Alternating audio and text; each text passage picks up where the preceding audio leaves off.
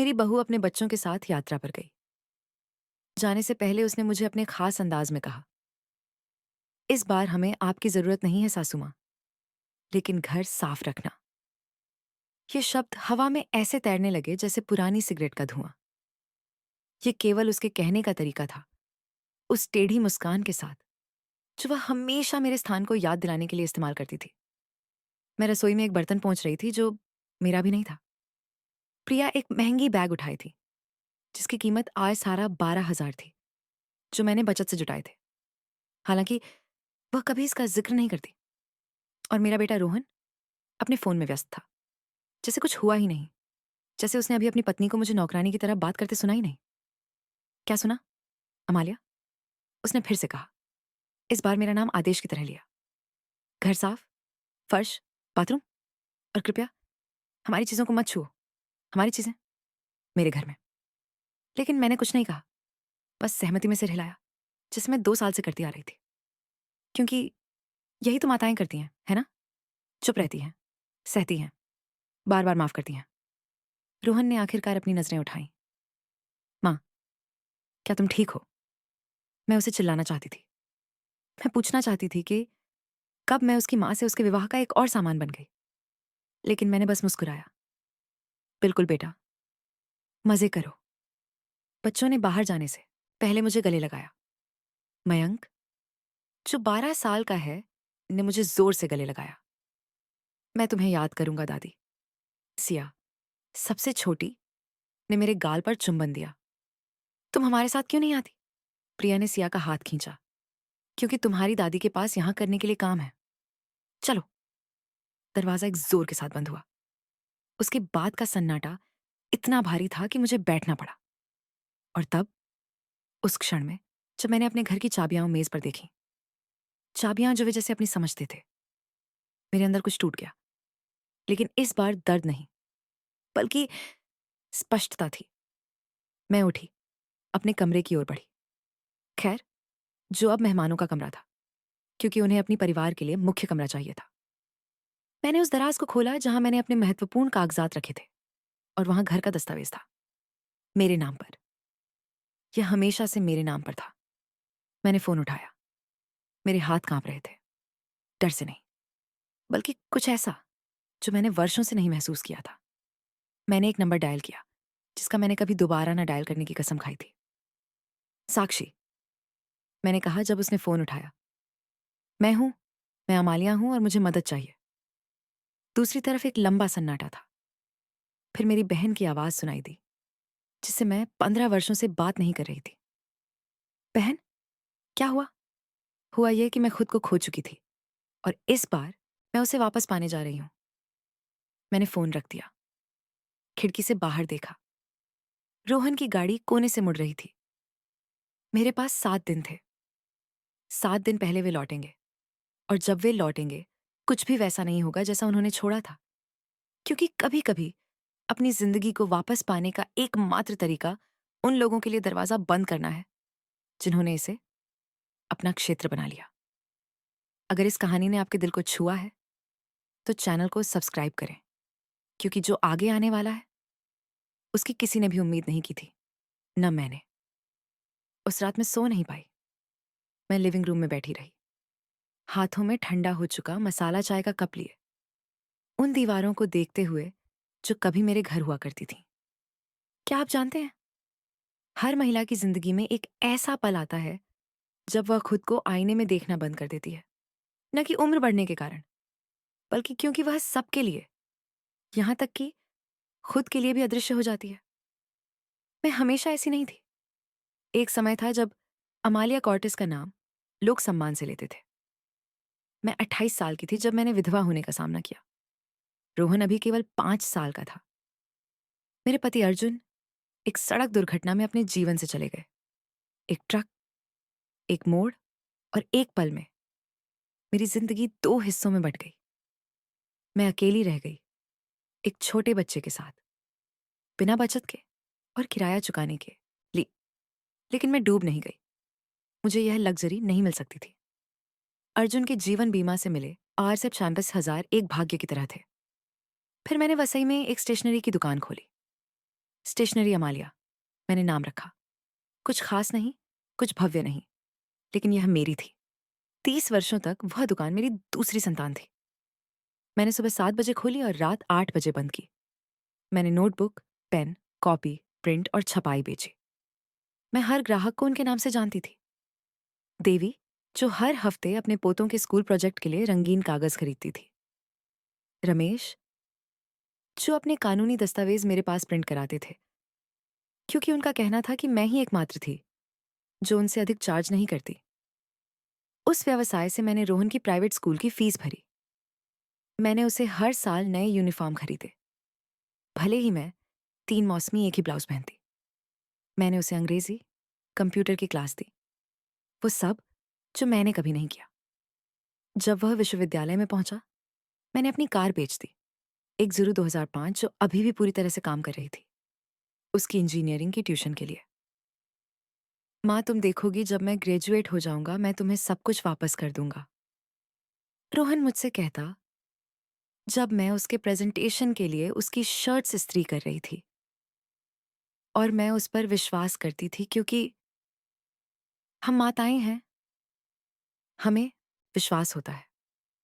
जब प्रिया ने ग्रेजुएशन किया, मैंने उसके पहले अपार्टमेंट के लिए 180 सामूल इलारा रुपए का लोन लिया। यह एक निवेश है माँ, जब वह इसे बेचेगी तो मैं तुम्हें ब्याज सहित वापस कर दूंगी। मैंने बिना सोचे समझे दस्तखत कर दिया। 2 साल बाद उसने वह अपार्टमेंट बेच दिया। मैंने एक भी रुपया वापस नहीं देखा। मैंने एक बिजनेस में निवेश किया। माँ, ये हमें बहुत अधिक पैसा देगा, बस थोड़ा धैर्य रखो। फिर उसने रोहन से मुलाकात की। जब मैंने पहली बार उसे देखा, मुझे पता था कि उसमें कुछ ऐसा है जो मुझे पसंद नहीं आया। ये उसके महंगे कपड़े या उसके बोलने का तरीका नहीं था। ये वह नजर थी जिससे वह मेरे घर, मेरी चीजों और मुझ पर देख रही थी, जैसे वह हर चीज की कीमत का आकलन कर रही हो कि वह कितना निकाल सकती है। लेकिन रोहन उससे प्यार में था, और जब बेटा प्यार में होता है तो माँ को अपने को एक तरफ कर लेना चाहिए। उन्होंने 3 20 हजार रुपए की शादी की। मैंने 85 हजार रुपए दिए। ये तुम्हारे बेटे के लिए खास दिन है, प्रिया ने कहा, जबकि वह सबसे महंगे हॉल का चयन कर रही थी। मैंने दुकान 3 दिन के लिए बंद की, बैंक गई, लोन निकाला और उसे दे दिया। शादी में प्रिया ने मुझे एक कोने में कुछ दूर के रिश्तेदारों के साथ बिठा दिया, जिन्हें मैं जानती भी नहीं थी। रोहन फोटो खींचने में इतना व्यस्त था कि उसने मुझे मुश्किल से नमस्ते किया। वहीं मैंने देखा कि मेरा बेटा अपनी पत्नी के साथ उन चमकदार लाइटों के नीचे नाच रहा था, जिन्हें मैंने तब बुझा दिया जब मैं गायब होने लगी। 3 साल बाद जब अर्जुन का निधन हुआ, उन्होंने मेरे पति का नाम रखा, हालांकि प्रिया इसे बदलना चाहती थी। रोहन मेरे घर आया। माँ, हमें तुम्हारी मदद की जरूरत है। बेबी के साथ प्रिया काम नहीं कर सकती। क्या हम कुछ महीने तुम्हारे साथ रह सकते हैं? बिल्कुल बेटे, ये तुम्हारा घर है। महीने सालों में बदल गए और मेरा घर उनका हो गया। मैंने 1 साल पहले दुकान बेच दी। प्रिया ने रोहन को समझाया कि अब मुझे आराम करना चाहिए। तुमने काफी कुछ किया है सासू माँ, अब हम तुम्हारा ख्याल रखेंगे। लेकिन किसी ने मुझसे नहीं पूछा कि क्या मैं आराम करना चाहती थी। किसी ने नहीं पूछा कि क्या मैं काम करना चाहती थी। मुझे अपने घर के दरवाजे की घंटी की खनक, ताजगी की खुशबू और अपने ग्राहकों के साथ बातचीत की याद आ रही थी, जो मेरे परिवार से अधिक मेरे लिए महत्वपूर्ण थे। बिक्री के पैसे, 340 हजार रुपए, रोहन ने अपने बिजनेस में निवेश किए। प्रिया ने मेरे लिविंग रूम के लिए नए फर्नीचर खरीदे, और मैं एक साथ 43 हजार रुपए की एक ऐसी खाते में रह गई जिसे मैंने लगभग नहीं छुआ, क्योंकि जब भी उन्हें कुछ चाहिए होता, मैं वहीं थी। मैंने अपने गहरे खिड़की के प्रतिबिंब को देखा। 66 साल की एक महिला, जिसकी सफेद बालों की लटें ढीली सी पोनीटेल में बंधी थीं, एक ऐसी गाउन पहन रखी थी जो पहले अच्छे दिनों को देख चुकी थी। कब मैं अमालिया से सास बन गई, कब मैं माँ बन गई जिसे पैसे की जरूरत थी, कब मैं वह महिला बन गई जो बाथरूम साफ करती थी, जो खाना बनाती थी जिसे कोई सराहता नहीं था। लेकिन उस रात अपने घर की अंधेरी कोठरी में बैठी कुछ बदल गया। मैंने उस महिला को याद किया जिसने एक बच्चे को गोद में लेकर एक दुकान खोली थी, और दिल में डर के बावजूद उसने यह किया। उस महिला को जो कभी हार नहीं मानी, न ही जब बैंक ने उसे पहले लोन से मना किया, न ही जब ग्राहक आने में देर लगाते थे, न ही जब रातें इतनी लंबी होती थीं कि उनका कोई अंत नहीं होता। वह महिला अभी भी वहां थी, दबी हुई, चुप, भुला दी गई, लेकिन जिंदा। और यह समय था कि वह वापस आ जाए, क्योंकि आप एक महिला से सब कुछ छीन सकते हैं, उसका घर, उसका पैसा, उसका समय, लेकिन एक चीज है जो आप कभी नहीं छीन सकते। वह पल जब वह यह तय करती है कि अब काफी हो गया। अगले सुबह मैंने एक स्पष्टता के साथ जागा, जो वर्षों में नहीं मिली थी। सूरज मेरी कमरे की खिड़की से अंदर आ रहा था, मेहमानों के कमरे से। मैंने कड़वाहट के साथ खुद को सुधारा, और पहली बार बहुत समय में यह नहीं सोचा कि मुझे उनके लिए क्या करना है। मैंने सोचा कि मुझे क्या चाहिए। मैंने कॉफी बनाई, वह इंस्टेंट नहीं जो प्रिया पसंद करती थी, बल्कि वह जो मैं अलमारी के नीचे छिपा कर रखती थी, वह जिसे मैं चुपके से खरीदती थी, क्योंकि इसे पीसने में बहुत बिजली खर्च होती थी। सासू माँ। उसकी खुशबू ने रसोई को भर दिया, और मैंने आंखें बंद कर लीं। यह आजादी की खुशबू थी। मैंने दुकान की बची हुई एक पुरानी नोटबुक उठाई और घर में घूमने लगी, अपने घर में। लेकिन इस बार मैंने इसे माँ या रिजाइंड महिला की नजर से नहीं देखा। मैंने इसे एक मालिक की नजर से देखा, एक ऐसी महिला की जो बिना समझे छीन ली गई थी। मैंने लिविंग रूम से शुरू किया। ग्रे मॉडर्न सोफा, जो प्रिया ने बिजनेस के पैसे से खरीदा था, बीच में था। मेरी लकड़ी की झूलने वाली कुर्सी, जो अर्जुन ने मुझे हमारी 5वीं सालगिरह पर दी थी, गलियारे में एक कोने में पड़ी थी, बच्चों के खिलौनों के डब्बों से ढकी हुई। मैं उस पर बैठ गई। यह ऐसे चरचरा गई जैसे उसने मुझे पहचान लिया हो, जैसे वह मुझसे कह रही हो, तुम कहाँ थी? मैंने नोटबुक में लिखा, मेरी झूलने वाली कुर्सी। मैं डाइनिंग रूम की ओर बढ़ी। मेज नई थी, कांच की, अधिक आधुनिक, प्रिया के अनुसार। मेरी पाइन की मेज, जिस पर रोहन ने 12 साल तक अपना होमवर्क किया, जहां हमने उसके जन्मदिन मनाए, 3 दूध के केक और रंग बिरंगी मोमबत्तियों के साथ। वह अब कबाड़ के कमरे में थी। मैं उसे देखने गई। उस पर धूल थी, एक पैर डीला था। मैंने उस पर हाथ फेरा और लकड़ी में कुछ खुदा हुआ पाया। R+, MS प्यार। रोहन ने और माँ ने इसे 8 वर्ष की उम्र में एक कील से उकेरा था। मैंने उसे डांटा था, लेकिन सीक्रेटली मुझे यह पसंद आया था। अब वह मेज उनके लिए बेकार थी, मेरी पाइन की मेज। मैं अपने कमरे में गई। मेरा कमरा, जिसे मैंने अर्जुन के साथ 15 साल तक साझा किया, अब ये रोहन और प्रिया का था। वह किंग साइज बिस्तर, जिसे उन्होंने RS-42 जीरो जैकुर में खरीदा था, उस पैसे के लिए जो उन्होंने उधार लिए थे और कभी वापस नहीं किए, पूरे कमरे को घेर चुका था। दीवारें ग्रे रंग की थीं, न कि उस आसमानी नीले रंग की जिसे मैंने चुना था, क्योंकि वह मुझे खुश दिनों की याद दिलाता था। मैंने अलमारी खोली। मेरा कपड़ा एक कोने में दबा हुआ था, बाकी प्रिया का था। कपड़े, जूते, बैग। मैंने 22 जोड़े जूते गिने। पाइत। मेरे पास 3 थे, ऊपर के दराज में, जहां मैंने अपने महत्वपूर्ण दस्तावेज रखे थे। मुझे कुछ ऐसा मिला जिसने मेरा खून जमा दिया। एक फाइल, अंदर ईमेल के छापे हुए कागज थे। मैंने पहला पढ़ा। रोहन, मेरे प्यार, मैंने तुम्हारी माँ को मना लिया है कि हमें बिजनेस के लिए और R-5 ज़ीला ज़ीरो उधार दे दे। वह कितनी भोली है। उसने यह भी नहीं पूछा कि यह किसके लिए है। मैंने कहा कि यह विस्तार के लिए है, और उसने बिना सोचे समझे दे दिया। अब तक हमें कुल R-15 मिल चुके हैं, और सबसे अच्छा यह है कि उसे लगता है कि हम कभी ना कभी इसे वापस करेंगे। उस इमोजी ने मेरे ऊपर हंसते हुए मेरे हाथ इतनी जोर से कांपने लगे कि मैंने कागज गिरा दिया। मैंने गहरी सांस ली और पढ़ना जारी रखा। मैंने नॉटरी से बात की है। अगर तुम्हारी माँ उस दस्तावेज पर हस्ताक्षर कर दे जो हम वसीयत के काम को तेज करने के लिए पेश करेंगे, तो हम घर को कर्ज की गारंटी के रूप में रख सकते हैं। उसे तो पता भी नहीं चलेगा। यह हमें उस पैसे को निकालने का मौका देगा जिसकी हमें जरूरत है।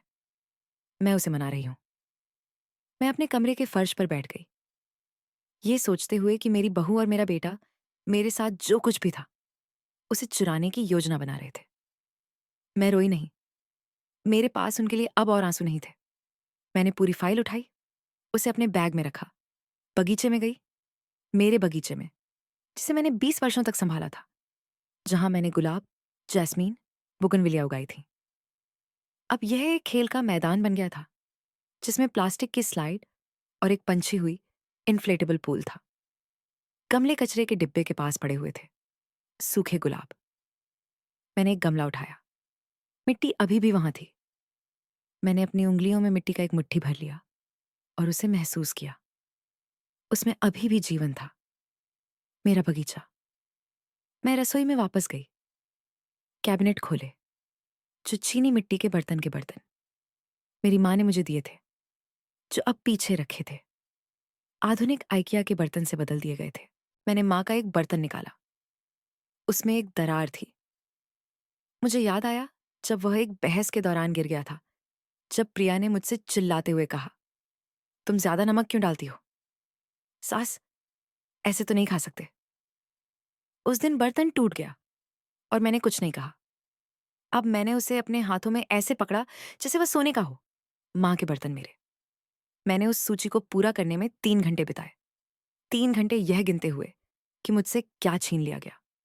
केवल चीजें नहीं, यादें, गरिमा, स्थान। मेरी सूची 17 आइटम पर खत्म हुई। 17 चीजें जो मेरी थीं और जिन्हें नजरअंदाज किया गया, छुपाया गया, भुला दिया गया। लेकिन उस सूची में एक और चीज थी, जिसे मैंने अंत में मजबूत हाथ से लिखा, अमालिया, मेरे नाम के साथ। मैं फिर से खाली बैठक में बैठ गई, अपने पास ईमेल की फाइल और अपनी सूची रखकर। मैंने फोन उठाया, साक्षी का नंबर डायल किया। इस बार उसने पहले ही बेल पर जवाब दिया। बहन, मैंने कहा, मुझे तुम्हारी जरूरत है। मुझे तुम्हें कुछ दिखाना है। क्या हुआ अमालिया?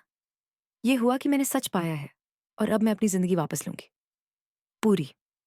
एक ठहराव था, फिर मैंने उसकी स्पष्ट और मजबूत आवाज सुनी। मैं आ रही हूं, मुझे 1 घंटा दो। मैंने फोन रखा, चारों ओर देखा। यह घर मेरी जेल बन गई थी। लेकिन जेलें तब तक काम करती हैं जब तक कोई यह नहीं समझता कि चाबी हमेशा अपनी जेब में होती है। और मैंने अभी अपनी खोज ली थी, क्योंकि कभी कभी खुद को वापस पाने का पहला कदम यह नहीं है कि आप उस व्यक्ति का सामना करें जिसने आपसे सब कुछ छीन लिया, बल्कि यह है कि आप यह गिने कि आपके पास अभी भी क्या है, और यह समझें कि यही नई शुरुआत के लिए पर्याप्त है। साक्षी ठीक 45 मिनट बाद पहुंची। मैंने उसे खिड़की से पार करते देखा। वह एक साधारण लेकिन अच्छी स्थिति में गाड़ी चला रही थी, एक सफेद वेरसा।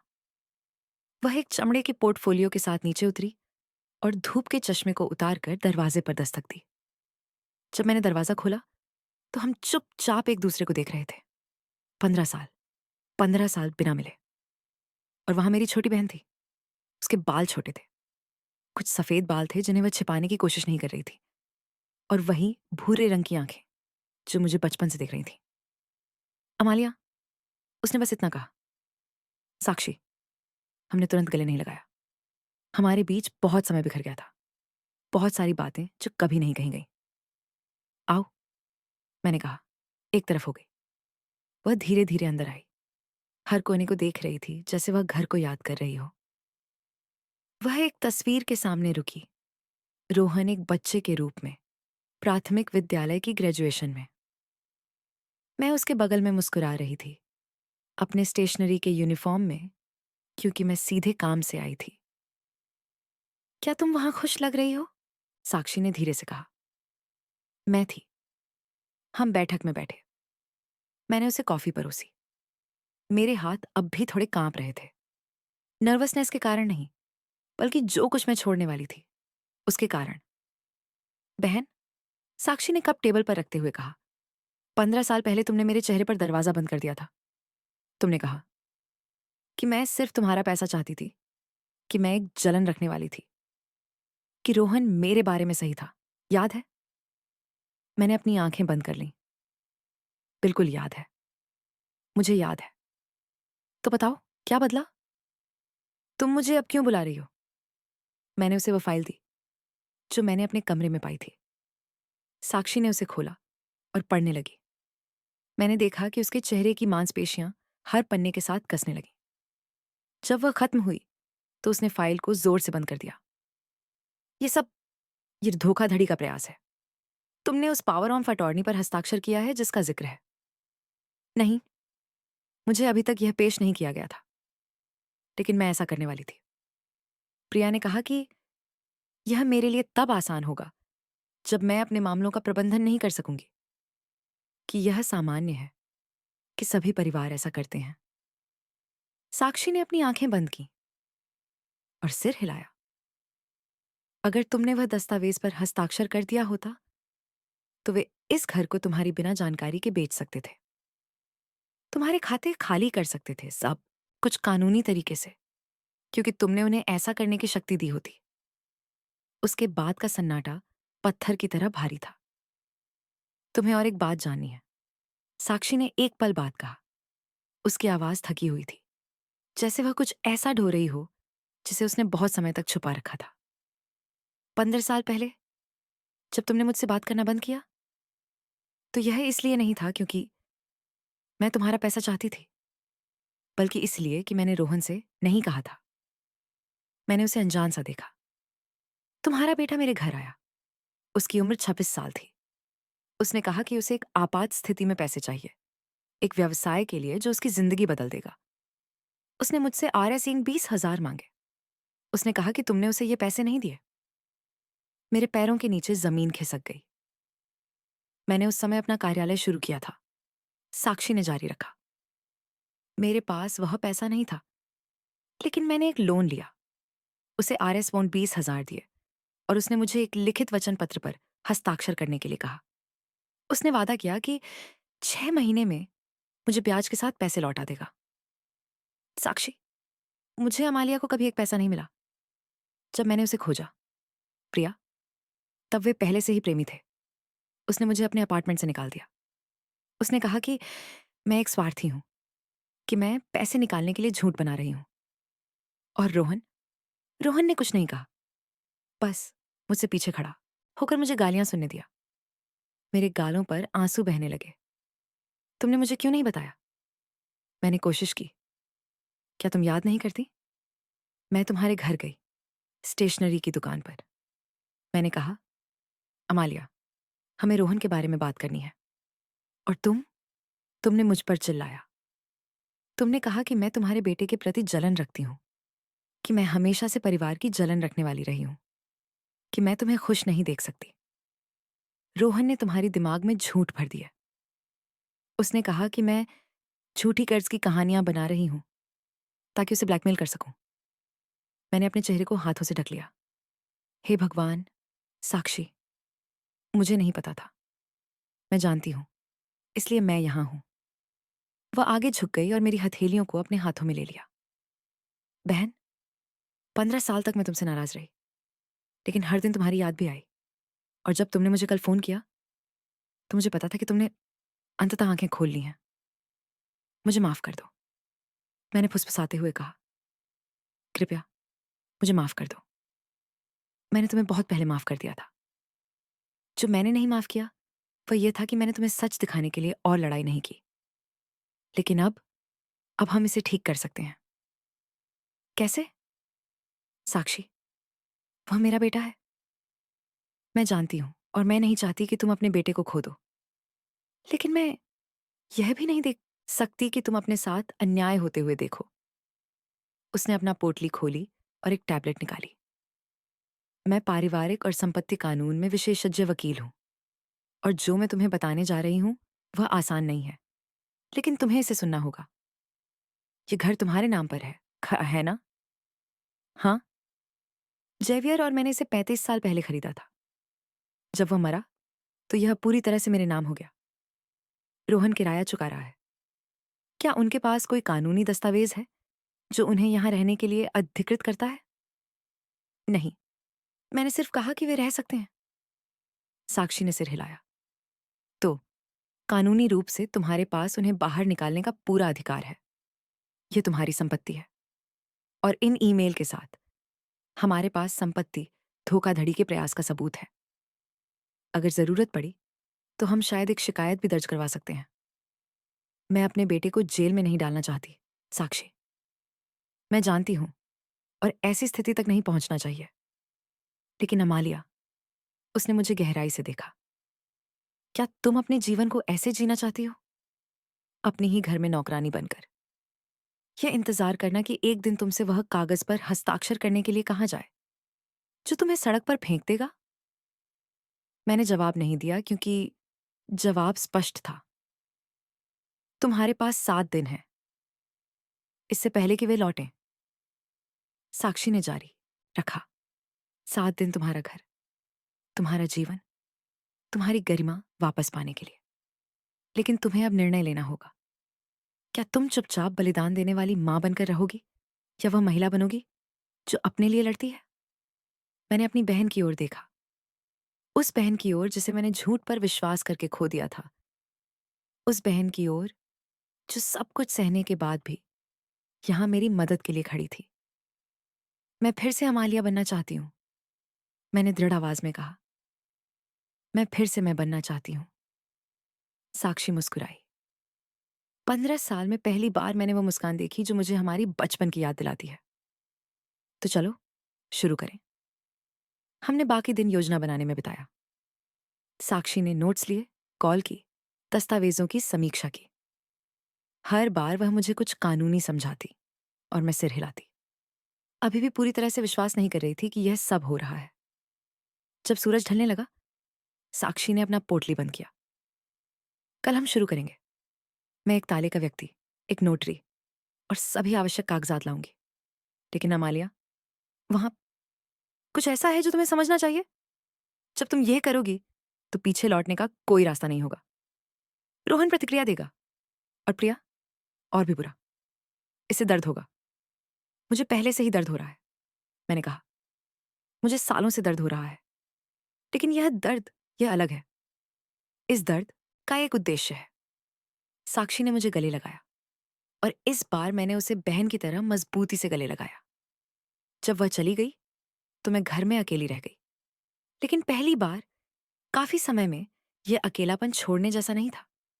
यह तैयारी जैसा था, क्योंकि कुछ लोग आपके जीवन में आपको बचाने के लिए आते हैं और कभी कभी वे लोग वही होते हैं जिन्हें आपने सालों पहले जाने दिया था। आपको बस उन्हें वापस बुलाने का साहस चाहिए। मंगलवार का सूर्योदय अलग था, न कि इसलिए क्योंकि सूरज पहले से ज्यादा चमक रहा था या पक्षी अलग गा रहे थे। यह इसलिए अलग था क्योंकि मैं अलग थी। साक्षी सुबह 8 बजे आई, हाथ में 2 कप चाय और एक मिठाई की डिब्बा था। उसके पीछे एक लगभग 50 साल का आदमी नीले ओवरऑल में और उपकरणों का एक डिब्बा लिए हुए आया। वह टोनी है, साक्षी ने बताया, शहर का सबसे अच्छा ताले लगाने वाला। और सबसे महत्वपूर्ण बात यह है कि वह बहुत गोपनीय है। टोनी ने मुझे मजबूत हाथ मिलाकर नमस्ते कहा। देवी, आपकी अनुमति से हम सभी ताले बदलने जा रहे हैं। मुख्य ताला, पीछे का, खिड़कियां, सब कुछ। जब यह पूरा हो जाएगा आप इस घर की एकमात्र मालिक होंगी। मैंने दरवाजे को देखा, वही दरवाजा जिसे रोहन और प्रिया 3 दिन पहले बाहर गए थे, वही जिसे उन्होंने बिना पीछे मुड़कर देखा बंद कर दिया। कर दो, मैंने कहा। जब टोनी काम कर रहा था, साक्षी ने डाइनिंग टेबल पर कागज फैला दिए। पहले सबसे पहले, उसने कहा, मेरे सामने घर की दस्तावेज रखते हुए, यह संपत्ति 1990 से आपके नाम पर है। 35 साल। इसमें किसी और का नाम नहीं है, न रोहन का, न प्रिया का, न किसी और का। यह पूरी तरह से आपकी है। लेकिन वे यहां रहते हैं, मैंने कहा, अभी भी उस संदेह की आवाज में जो मुझे काफी समय से परेशान कर रही थी। वे यहां इसलिए रहते हैं क्योंकि आपने ऐसा होने दिया।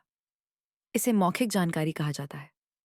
लेकिन चूंकि कोई अनुबंध नहीं है, उनके पास अधिकार नहीं है। कानूनी रूप से वे मेहमान हैं और मेहमान तब तक रहते हैं जब मालिक चाहें। उसने एक और दस्तावेज दिया। यह एक मित्रवत निष्कासन नोटिस है। यह एक मामला नहीं है, यह अदालत में नहीं जाएगा। बस एक कागज है जिसमें आप एक मालिक के रूप में उन्हें सूचित करते हैं कि आपको संपत्ति 30 दिनों के भीतर खाली करनी है। 30 दिन कानूनी रूप से कम है, ताकि यह तानाशाही न लगे। लेकिन साक्षी ने गंभीरता से मुझे देखा। अगर आप नहीं चाहती, तो आप उन्हें यह नहीं देनी है। ये सिर्फ आपके लिए कानूनी समर्थन के लिए है।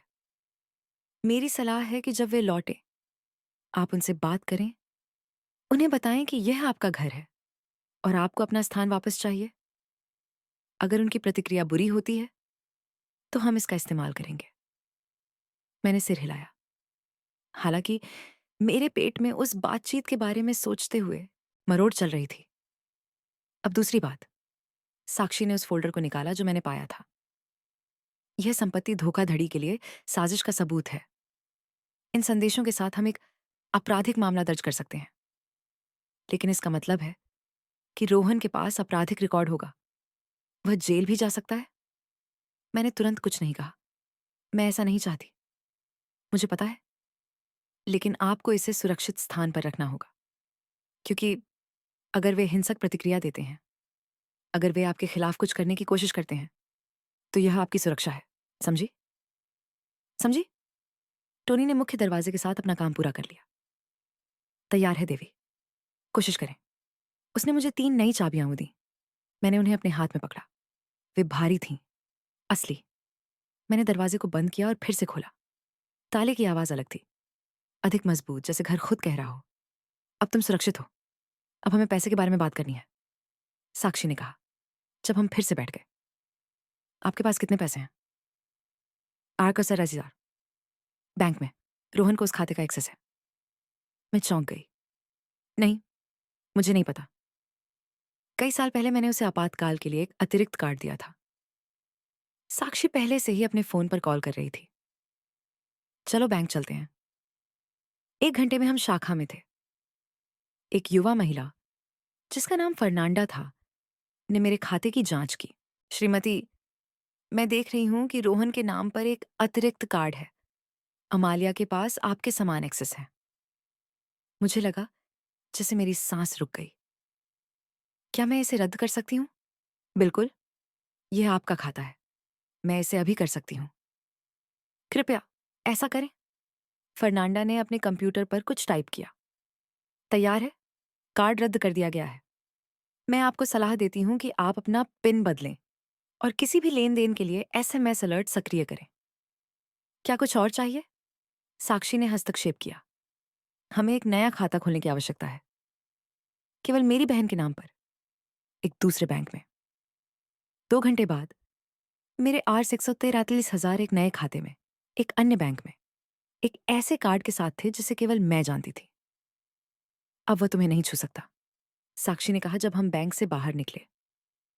तुम्हारे पैसे सुरक्षित हैं, लेकिन मैं अभी भी सुरक्षित महसूस नहीं कर रही थी। मुझे ऐसा लग रहा था जैसे मैं अपने बेटे से धोखा दे रही हूं। साक्षी ने शायद मेरे चेहरे में कुछ देखा, क्योंकि उसने सड़क के बीच में रुककर मेरे कंधों को पकड़ा। अमालिया, ध्यान से सुनो। जो तुम्हारा है उसकी रक्षा करना धोखा नहीं है। सीमाएं तय करना क्रूरता नहीं है। जो हम कर रहे हैं वह न्याय है। यह उस चीज को वापस पाना है जो कभी तुमसे छीन ली गई थी। हम घर लौट आए। टोनी ने सभी ताले बदल दिए थे। उसने मुझे 6 चाबियों का एक सेट दिया। आपकी सुरक्षा तैयार है देवी, उसने मुस्कुराते हुए कहा। जब वह चला गया, साक्षी और मैं खड़ी रह गई। अब क्या करें? मैंने पूछा। अब तुम्हें अपना स्थान वापस पाना है। हम बाकी दिन को घर को व्यवस्थित करने में बिताएंगे। हमने गद्दी को दालान से बाहर निकाला और उसे वापस लिविंग रूम में रखा। प्रिया का ग्रे सोफा मयंक के कमरे में रखा। मैंने अपनी पाइन की मेज को खाने के कमरे में लाया और हर इंच को साफ किया, जब तक कि वह फिर से चमकने न लगे। हम मुख्य शयन कक्ष में गए। साक्षी ने मुझसे देखा। क्या तुम अपना कमरा वापस लेना चाहोगी? मैंने किंग साइज बिस्तर की तरफ देखा, प्रिया के कपड़ों से भरे अलमारी को देखा, और पहली बार मैंने जो सच में सोचा वह कहा। मैं चाहती हूं कि वे चले जाएं। हम पैकिंग करने लगे, न तो हिंसा के साथ, न ही प्रतिशोध के साथ, बल्कि सम्मान के साथ, लेकिन दृढ़ता के साथ। हमने हर कपड़ा, हर चादर को मोड़ा, सब कुछ बक्सों में रखा। उनके जूते, उनके परफ्यूम, उनकी चीजें। बुधवार की रात तक मेरा शयनकक्ष फिर से मेरा था। मैंने अपनी पसंद की नीली चादरें लगाईं। अर्जुन की तस्वीरें फिर से बिस्तर के पास थीं। वह बैंड का सुगंध जो हमेशा मुझे आराम देता था, पूरे कमरे में फैल गया। मैंने अपने बिस्तर पर बैठकर रोना शुरू किया। मेरे बिस्तर पर। और यह दुख के लिए नहीं था, बल्कि राहत के लिए था। कुछ और बाकी है, साक्षी ने गुरुवार की सुबह कहा। क्या? सुरक्षा। उसने एक तकनीशियन लाया जिसने 3 कैमरे लगाए, एक दरवाजे पर, एक पीछे के बगीचे में और एक लिविंग रूम में। वे तुम्हारे मोबाइल से जुड़े रहेंगे। तुम सब कुछ वास्तविक समय में देख सकोगी। क्या यह ज्यादा नहीं है? नहीं, जब 340,000 रुपए की बात हो और एक दस्तावेजित धोखाधड़ी का प्रयास हो। अमालिया, तुम्हें अपनी रक्षा करनी है। शुक्रवार को साक्षी ने एक और आइडिया दिया। क्या तुम अपने ग्राहकों की फाइलें याद करती हो? बिल्कुल। क्या तुम्हारे पास उनके संपर्क हैं? कुछ हैं। क्यों? क्योंकि जब रोहन और प्रिया लौटेंगे तो वे तुम्हारी छवि को धूमिल करने की कोशिश करेंगे। कहेंगे कि तुम पागल हो, बुजुर्ग हो और तुम्हें ऐसे लोगों की जरूरत है जो तुम्हारे लिए बात करें, जो सच में तुम्हें जाने। मैंने उस दोपहर पुराने ग्राहकों को फोन किया, देवी, रमेश और शिक्षिका सिल्विया को। एक एक करके मैंने उन्हें बताया कि क्या हो रहा है। एक एक ने मुझसे कहा, अमालिया, तुम्हारे साथ हूं। शनिवार को 6 दिन बाद जब वे चले गए, घर पहचान में नहीं आ रहा था। ये फिर से मेरा घर था। साक्षी सब कुछ देख रही थी, हाथ मोड़े हुए। कैसी महसूस कर रही हो? मैंने कहा, डरी हुई। कल वे लौट रही हैं। मुझे पता है, लेकिन देखो तुमने 6 दिन में क्या हासिल किया। तुमने अपना घर वापस पाया, अपने पैसे की रक्षा की, ताले बदलवाए, कैमरे लगवाए, समर्थन इकट्ठा किया। अमालिया, तुमने अपनी स्वतंत्रता बनाई है। वह सही थी, लेकिन फिर भी मेरा दिल धड़क रहा था जब मैंने सोचा कि रोहन उस दरवाजे से अंदर आएगा। अगर मैं पछताती हूं, मैंने फुसफुसाया। अगर जब मैं उसे देखूं तो मैं ऐसा ना कर सकूं। साक्षी ने मुझे गले लगाया। तब तुम्हारे पास मैं रहूंगी और तुम याद करोगी कि तुमने यह सब क्यों शुरू किया। प्रतिशोध के लिए नहीं, बल्कि गरिमा के लिए। उस रात मैं सो नहीं पाई। मैं अपने लिविंग रूम में बैठी रही, अपनी गद्दी पर, दरवाजे को देखते हुए। कल जब वे अपनी पुरानी चाबी से दरवाजा खोलेंगे तो उन्हें एक नए ताले का सामना करना पड़ेगा, और दूसरी तरफ एक नई महिला भी। क्योंकि स्वतंत्रता उपहार में नहीं मिलती, इसे ईंट दर ईंट, निर्णय दर निर्णय बनाना होता है।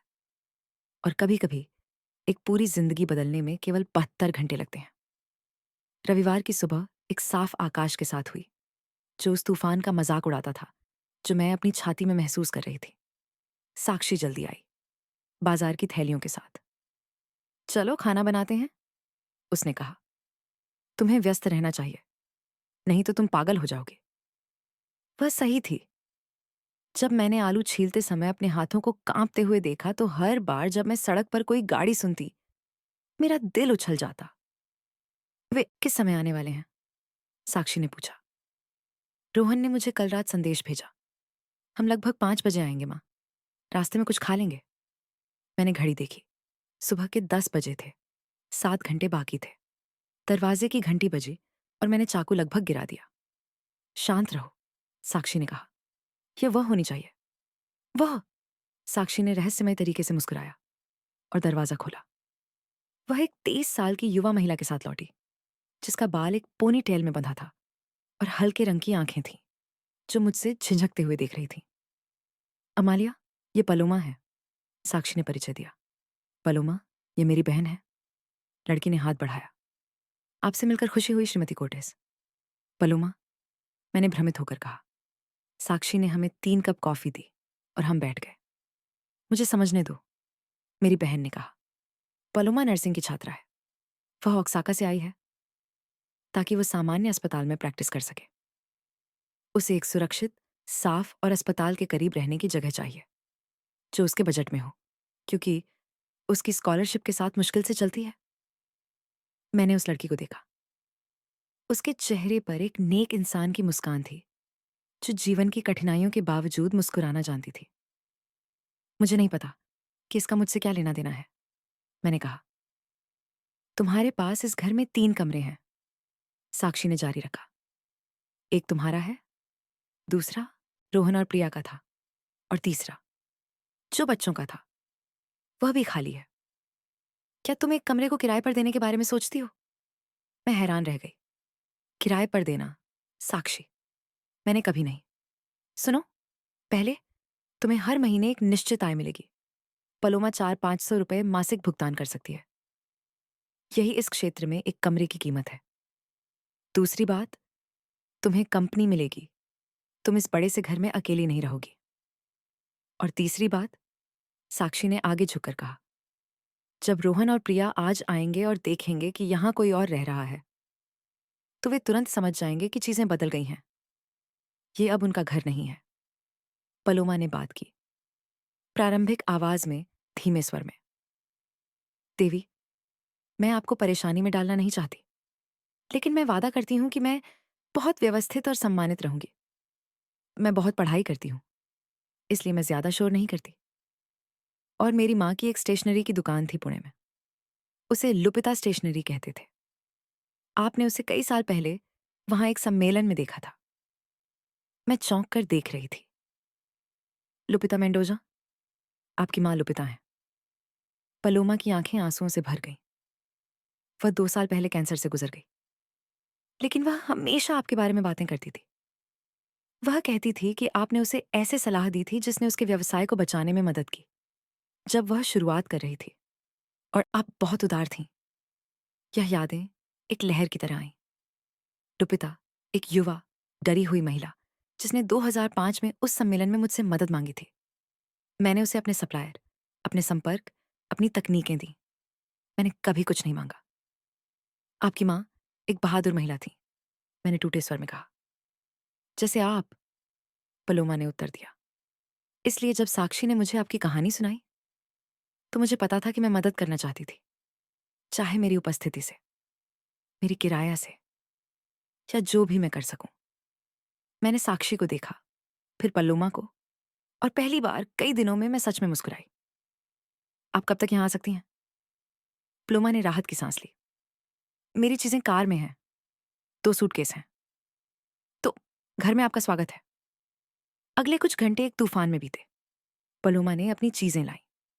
हमने उसे बच्चों का कमरा दिया। हमने मिलकर उसे साफ किया, नए चादर बिछाए, उसकी डेस्क को खिड़की के पास रखा ताकि उसे पढ़ाई के लिए प्राकृतिक रोशनी मिल सके। यह तो बिल्कुल परफेक्ट है, उसने चारों ओर देखते हुए कहा। उसकी आंखें चमक रही थीं। बहुत बहुत धन्यवाद देवी। देवी, मुझे अमालिया कहो। दोपहर के 4 बजे हम तीनों कमरे में थे। साक्षी कुछ कागजात देख रही थी। पलोमा अपने लैपटॉप पर एनाटॉमी पढ़ रही थी, और मैं हर 30 सेकंड में घड़ी देख रही थी। 4:47 फोन वाइब्रेट हुआ। रोहन का संदेश, हम आ रहे हैं, लगभग 15 मिनट में। वे आ रहे हैं, मैंने कांपती आवाज में कहा। साक्षी ने अपना लैपटॉप बंद किया। तैयार हो जाओ। नहीं, कोई भी इसके लिए तैयार नहीं है, लेकिन आपको करना होगा। पलोमा ने हम दोनों को देखा। क्या आप चाहती हैं कि मैं अपने कमरे में जाऊं? नहीं, मैंने दृढ़ता से कहा। मैं चाहती हूं कि तुम यहां रहो। मैं चाहती हूं कि वे देखें कि मैं अब अकेली नहीं हूं। 4:51 मैंने कार का इंजन सुना। मेरा पेट मरोड़ने लगा। मैंने दरवाजे बंद होने की आवाज सुनी, बच्चों की उत्साहित आवाजें, कदमों की आवाजें, और फिर एक चाबी के ताले में घुसने की अनोखी आवाज। सन्नाटा। फिर से कोशिश। क्या हो रहा है? रोहन, तुम्हारी चाबी काम नहीं कर रही। मुझे अपनी चाबी से कोशिश करने दो। कुछ नहीं। दरवाजा जोर से बजा, लगातार। साक्षी ने मेरी हथेली पर हाथ रखा। सांस लो। तुम इस घर की मालकिन हो, इसे याद करो। मैं उठी, दरवाजे की ओर बढ़ी। हर कदम ऐसा लगा जैसे मैं खाई की ओर जा रही हूं। दरवाजा खोला, वहां रोहन अपने बीच के कपड़े और धूप के चश्मे में था। वैलेरिया सफेद पोशाक में और बालों में बंधी थी, अभी भी होटल की बुकिंग की कलाई पर बंधी हुई थी। बच्चे अपने बॉब स्पंज और फ्रोजन के बैग लेकर। लेकिन वे मुझे नहीं देख रहे थे, वे मेरे पीछे देख रहे थे। रोहन ने आंखें सिकोड़ते हुए कहा, माँ, कौन है? मैंने एक तरफ हो गई। साक्षी मेरी, झुलती कुर्सी पर बैठी हुई थी, हाथ में कॉफी का कप और एक विनम्र मुस्कान लिए। पलोमा सोफे पर अपने लैपटॉप और नर्सिंग की किताबों के साथ बैठी थी। नमस्ते रोहन, साक्षी ने शांति से कहा। काफी समय हो गया हमें एक दूसरे को देखे हुए। रोहन सफेद पड़ गया। वैलेरिया दूसरी ओर लाल हो गई। वह यहाँ क्या कर रही है? उसने साक्षी की ओर इशारा करते हुए कहा, जैसे वह एक कीड़ा हो। अमालिया, क्या हो रहा है? बच्चे मेरे पास दौड़ पड़े। दादी, मयंक ने मुझे जोर से गले लगाया। सिया मेरे गले में लटक गई। नमस्ते मेरे प्यारे, मैंने उन्हें चूमते हुए कहा। मुझे तुम सबकी बहुत याद आई। चाबियां काम क्यों नहीं कर रही? रोहन ने अब भी दरवाजे पर ठिठक कर पूछा। क्योंकि मैंने ताले बदल दिए हैं, मैंने ऐसी आवाज में कहा जिसे मैं पहचान नहीं पाई। दृढ़, स्पष्ट, बिना कोई माफी के। जो सन्नाटा उसके बाद आया वह इतना घना था कि उसे चाकू से काटा जा सकता था। वैलेरिया पहले प्रतिक्रिया देने वाली थी। आपने ताले क्यों बदले? यह हमारा घर है। नहीं, मैंने कहा, और वह शब्द 2 अक्षरों का साधारण शब्द एक शक्ति के साथ निकला जो मुझे नहीं पता था कि मेरे पास है। यह मेरा घर है। रोहन ने अंततः प्रतिक्रिया दी। वह बिना अनुमति के अंदर आया, चारों ओर देखते हुए जैसे वह जगह को पहचान नहीं पा रहा था। और यह सच था, अब वहां ग्रे सोफा नहीं था। अब वहां उसकी चीजें चारों ओर नहीं थीं। घर की खुशबू अब कॉफी और बासमती चावल की थी, उसकी महंगी क्रीम और वैलेरिया की भारी खुशबू नहीं। माँ, आपने क्या किया? उसकी आवाज भ्रमित और गुस्से में थी। हमारी चीजें कहाँ हैं? पैक की गई, बक्सों में, उस कमरे में जो तुम लोग इस्तेमाल करते थे। क्या? वैलेरिया सीढ़ियों पर दौड़ गई। हमने उसे दरवाजे खोलते और चिल्लाते सुना। वह गुस्से में नीचे आई। तुम्हें क्या लगता है कि तुम कौन हो? वे मेरी चीजें हैं, मेरी कपड़े, मेरे जूते, और वे सुरक्षित हैं, आदर से पैक की गई, उन्हें ले जाने के लिए तैयार। हमें ले जाना है। रोहन ने मुझे ऐसे देखा जैसे मैंने पागल हो गया हूं। माँ, हम यहां रहते हैं। आप किस बारे में बात कर रही हैं? साक्षी उठी, हमारे पास एक फोल्डर लिए चली आई।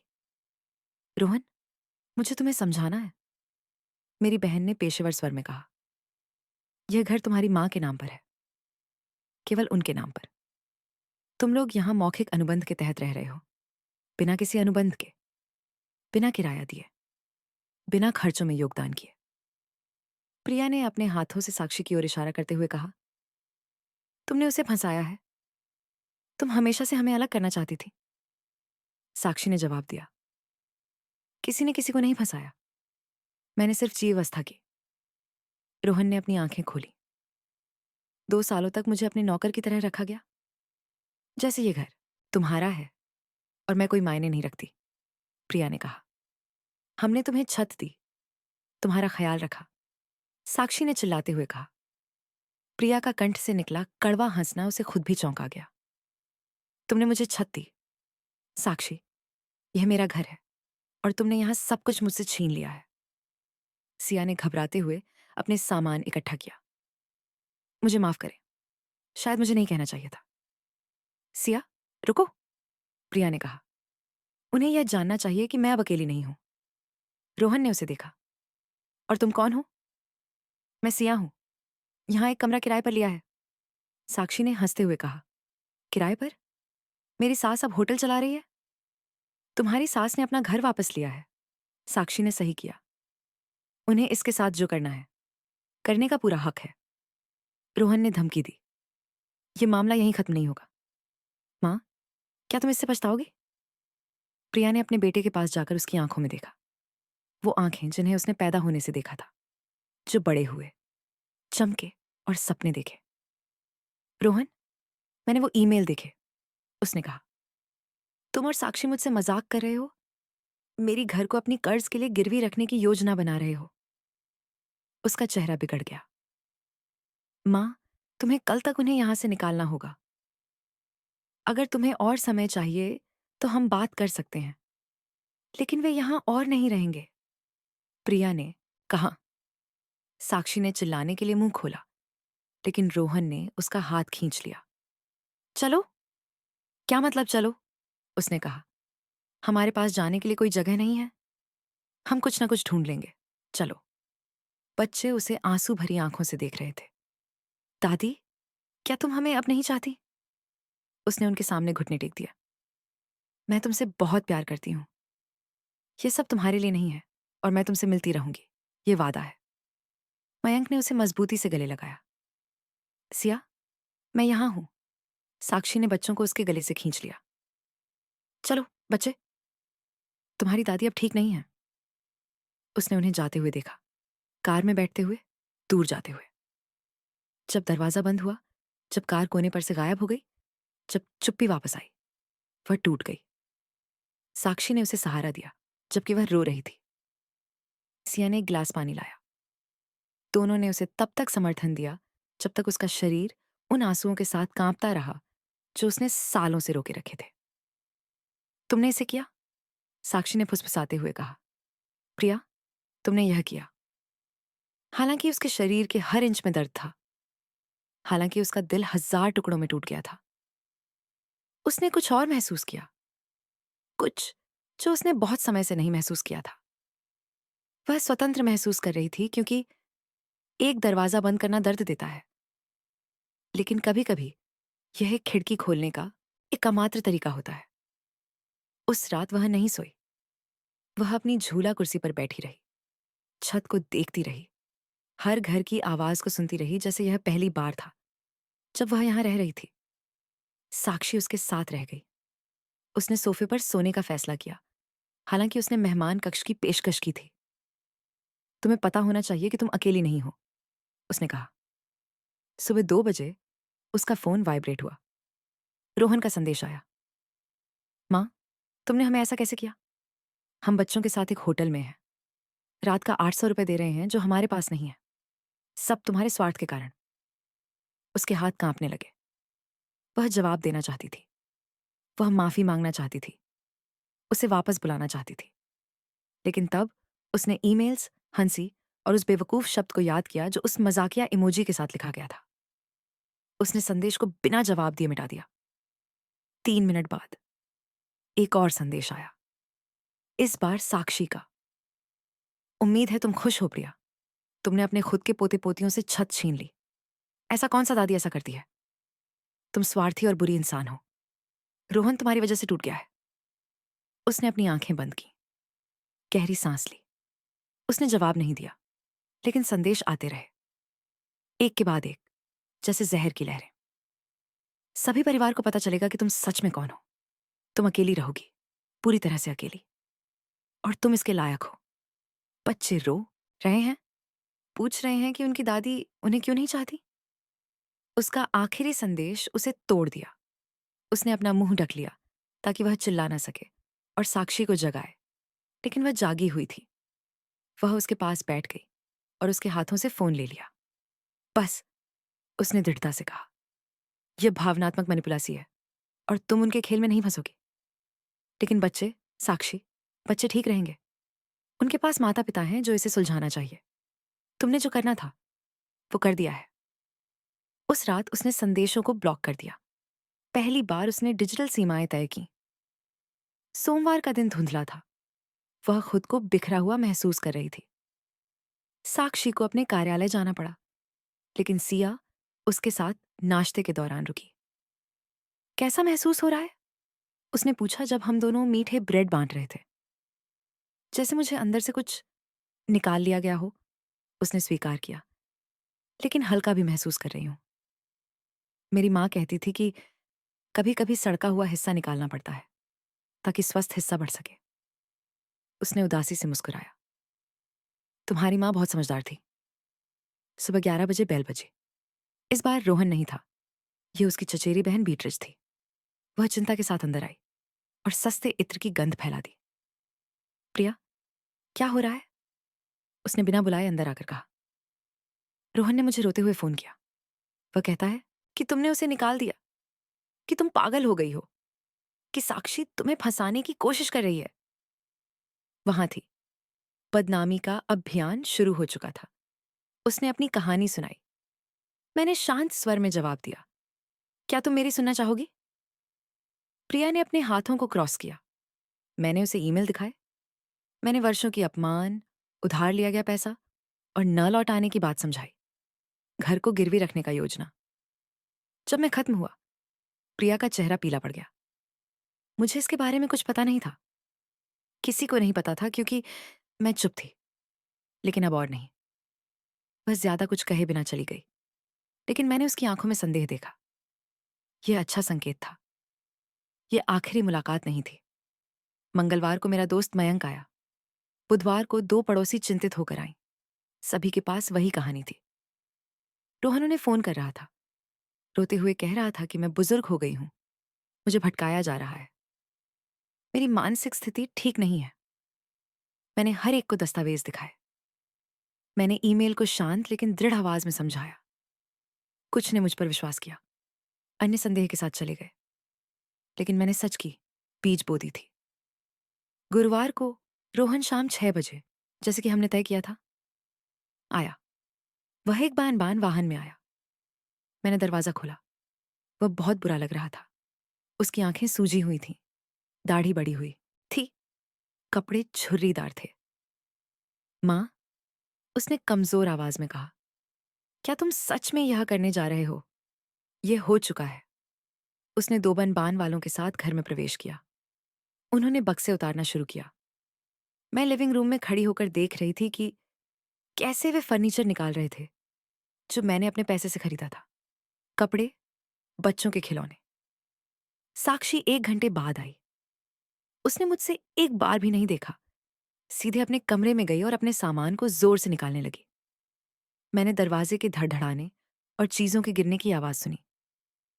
जब प्रिया ने एक बक्सा उठाया, तब उसने अंत में मुझसे बात की। तुम एक विषैला सांप हो, उसने कहा। एक पुरानी और कड़वी सांप जो अपने बेटे को खुश नहीं देख सकती।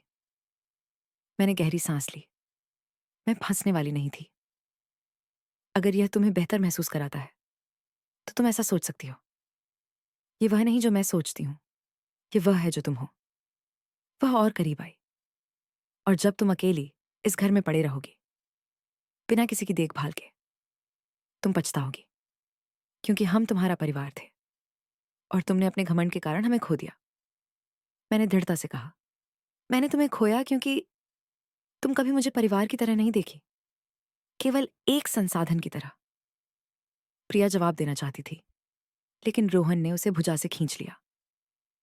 अब काफी हो गया प्रिया, चलो। जब बान बान वाले आखिरी बक्सा ले जा रहे थे, रोहन मेरे पास आया। मां, मुझे पता है मैंने गलतियां की हैं। उसकी आवाज टूट गई। लेकिन तुम मेरी मां हो। सच में इसे ठीक करने का कोई तरीका नहीं है। एक पल के लिए मैंने उस बच्चे को देखा था जिसे मैंने पाला था। उस बेटे को जिसे मैंने रात को डरने पर उसका रोना बंद कराया था। लेकिन वह अब वही बच्चा नहीं था। वह एक पुरुष था जिसने मुझे इस्तेमाल किया, मुझसे झूठ बोला और मुझे सब कुछ छीनने की योजना बनाई। एक तरीका है, मैंने कहा, जिन्हें परिणाम कहते हैं, और इसे सामना करने का समय है। उसकी आंखें कठोर हो गईं। तो यह एक अलविदा है। ये फिर से मिलने का नहीं है। जब तुम सच में बात करने के लिए तैयार हो, बिना प्रिया के, जो तुम्हें झूठ खिला रही है, बिना मन की खेल के, मैं वहां रहूंगी। रोहन ने सिर हिलाया। तुम एक अजनबी हो? नहीं रोहन, तुमने अपनी मां को अजनबी बना दिया। मैंने सिर्फ इसे अनुमति देना बंद कर दिया। वह बिना पीछे देखे चला गया। बानबेन वाहन ने स्टार्ट किया। मैंने पीछे की लाइटें सड़क पर गायब होते हुए देखा। साक्षी ने दरवाजा बंद कर दिया। जो खामोशी बची थी वह पहले से अलग थी। यह अकेलापन नहीं था, यह शांति थी। लेकिन तूफान खत्म नहीं हुआ था। शुक्रवार को मेरा फोन धमाके से भर गया। उन रिश्तेदारों के संदेश आए जो कभी कॉल नहीं करते थे। अब सबके पास अपनी राय थी। अमालिया, तुमने अपने बेटे को कैसे भगा दिया? परिवार सबसे पहले है। यह बर्दाश्त नहीं किया जा सकता। रोहन कहता है कि तुम बीमार हो। क्या तुम्हें चिकित्सा सहायता की आवश्यकता है? कुछ ने तो यह तक सुझाव दिया कि मुझे मानसिक अस्वस्थता है, कि साक्षी ने मेरा मस्तिष्क धोकर अपनी संपत्ति के लिए मुझे गुमराह किया। यह थकान भरा, चोट पहुंचाने वाला था, लेकिन यह भी प्रकट करने वाला था। सभी लोग जो अब मुझे जज कर रहे थे, वे कहाँ थे जब मैं 12 घंटे रोजाना दुकान में काम कर रही थी? जब मैं 28 में विधवा हुई थी? जब रोहन मुझसे बार-बार पैसे निकालता था? कोई नहीं था, लेकिन अब सबके पास राय थी। उन्हें ब्लॉक कर दो, साक्षी ने मुझे कहा। तुम्हें किसी को भी स्पष्टीकरण नहीं देना है, लेकिन वे परिवार हैं। परिवार वह नहीं है जो तुम्हारा खून साझा करता है। अमालिया, वह है जो तुम्हारी गरिमा का सम्मान करता है। वह सही थी। उस रात मैंने 17 नंबर ब्लॉक किए और हफ्तों में पहली बार मेरा फोन शांत हो गया। शनिवार को रोहन की वापसी के 1 हफ्ते बाद पलोमा ने रसोई में अपनी लैपटॉप के साथ प्रवेश किया। श्रीमती अमालिया, आपको यह देखना चाहिए। उसने मुझे फेसबुक दिखाया। प्रिया ने एक सार्वजनिक पोस्ट की थी। इस दुनिया में ऐसे लोग हैं जो परिवार का अर्थ भूल जाते हैं, जो पैसे और स्वार्थ को अपने पोते पोतियों से पहले रखते हैं। हम एक बहुत कठिन समय से गुजर रहे हैं, एक ऐसी व्यक्ति के कारण जिसने खुद को पहले रखा। लेकिन भगवान सब कुछ देखता है और जीवन चुकता लेता है। उसने बच्चों की एक तस्वीर संलग्न की जिनके चेहरे उदास थे। उस पर 127 टिप्पणियां थीं। अधिकांश उसके समर्थन में थीं। कुछ पूछ रहे थे कि क्या हुआ, अन्य बुरी दादी को कोस रहे थे। मुझे लगा कि मेरा सांस लेना मुश्किल हो रहा है। टिप्पणियां मत पढ़ो, पलोमा ने मुझे चेतावनी दी। लेकिन अब देर हो चुकी थी। कितनी दुखदाई है कि ऐसी दादियां हैं। उन बच्चों पर दया। भगवान उन्हें दिल से बचाए। उम्र किसी को नहीं छोड़ती। कभी कभी बुजुर्ग लोग उनकी समझ खो देते हैं। मैंने लैपटॉप बंद कर दिया। मेरे हाथ कांप रहे थे। मैं सही करने के लिए सब कुछ खो दूंगी। पलोमा ने मेरे हाथों को अपने में लिया। श्रीमती अमालिया, मेरे माँ हमेशा कहा करती थी, सच्चाई को चिल्लाने की जरूरत नहीं होती, बस समय चाहिए होता है।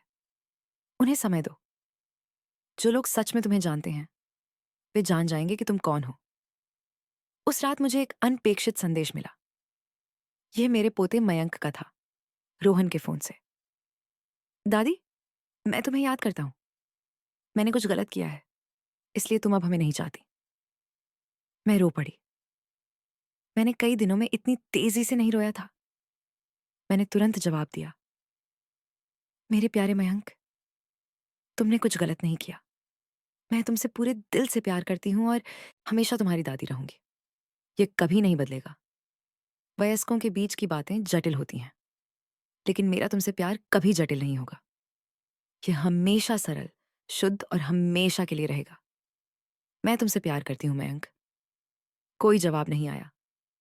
शायद रोहन ने संदेश पढ़ा और संपर्क ब्लॉक कर दिया। लेकिन संदेश पहुंच गया और यही काफी था। 1 सप्ताह, 7 दिन की हमलों, झूठों और हेराफेरी के बाद मैं फिर भी खड़ी थी। और मेरा घर, मेरा असली घर, मेरा ही था। क्योंकि जब तुम अपने जीवन को वापस पाने का निर्णय लेते हो, तो सभी लोग तुम्हें नहीं समझेंगे। कुछ लोग तुम पर हमला करेंगे, अन्य तुम्हारी निंदा करेंगे। लेकिन जो लोग महत्वपूर्ण हैं, जो सच में तुमसे प्यार करते हैं, वे तुम्हारे साथ रहेंगे। और ये पता लगाना कि वे कौन हैं, ये जीवन का सबसे दर्दनाक और आवश्यक उपहार है। रोहन के जाने के 2 हफ्ते बाद तूफान अभी भी शांत नहीं हुआ था, लेकिन उसका रूप बदल गया था। अब यह चिल्लाने या दरवाजे बंद करने की बात नहीं थी। ये कुछ अधिक शांत, अधिक विषैला था।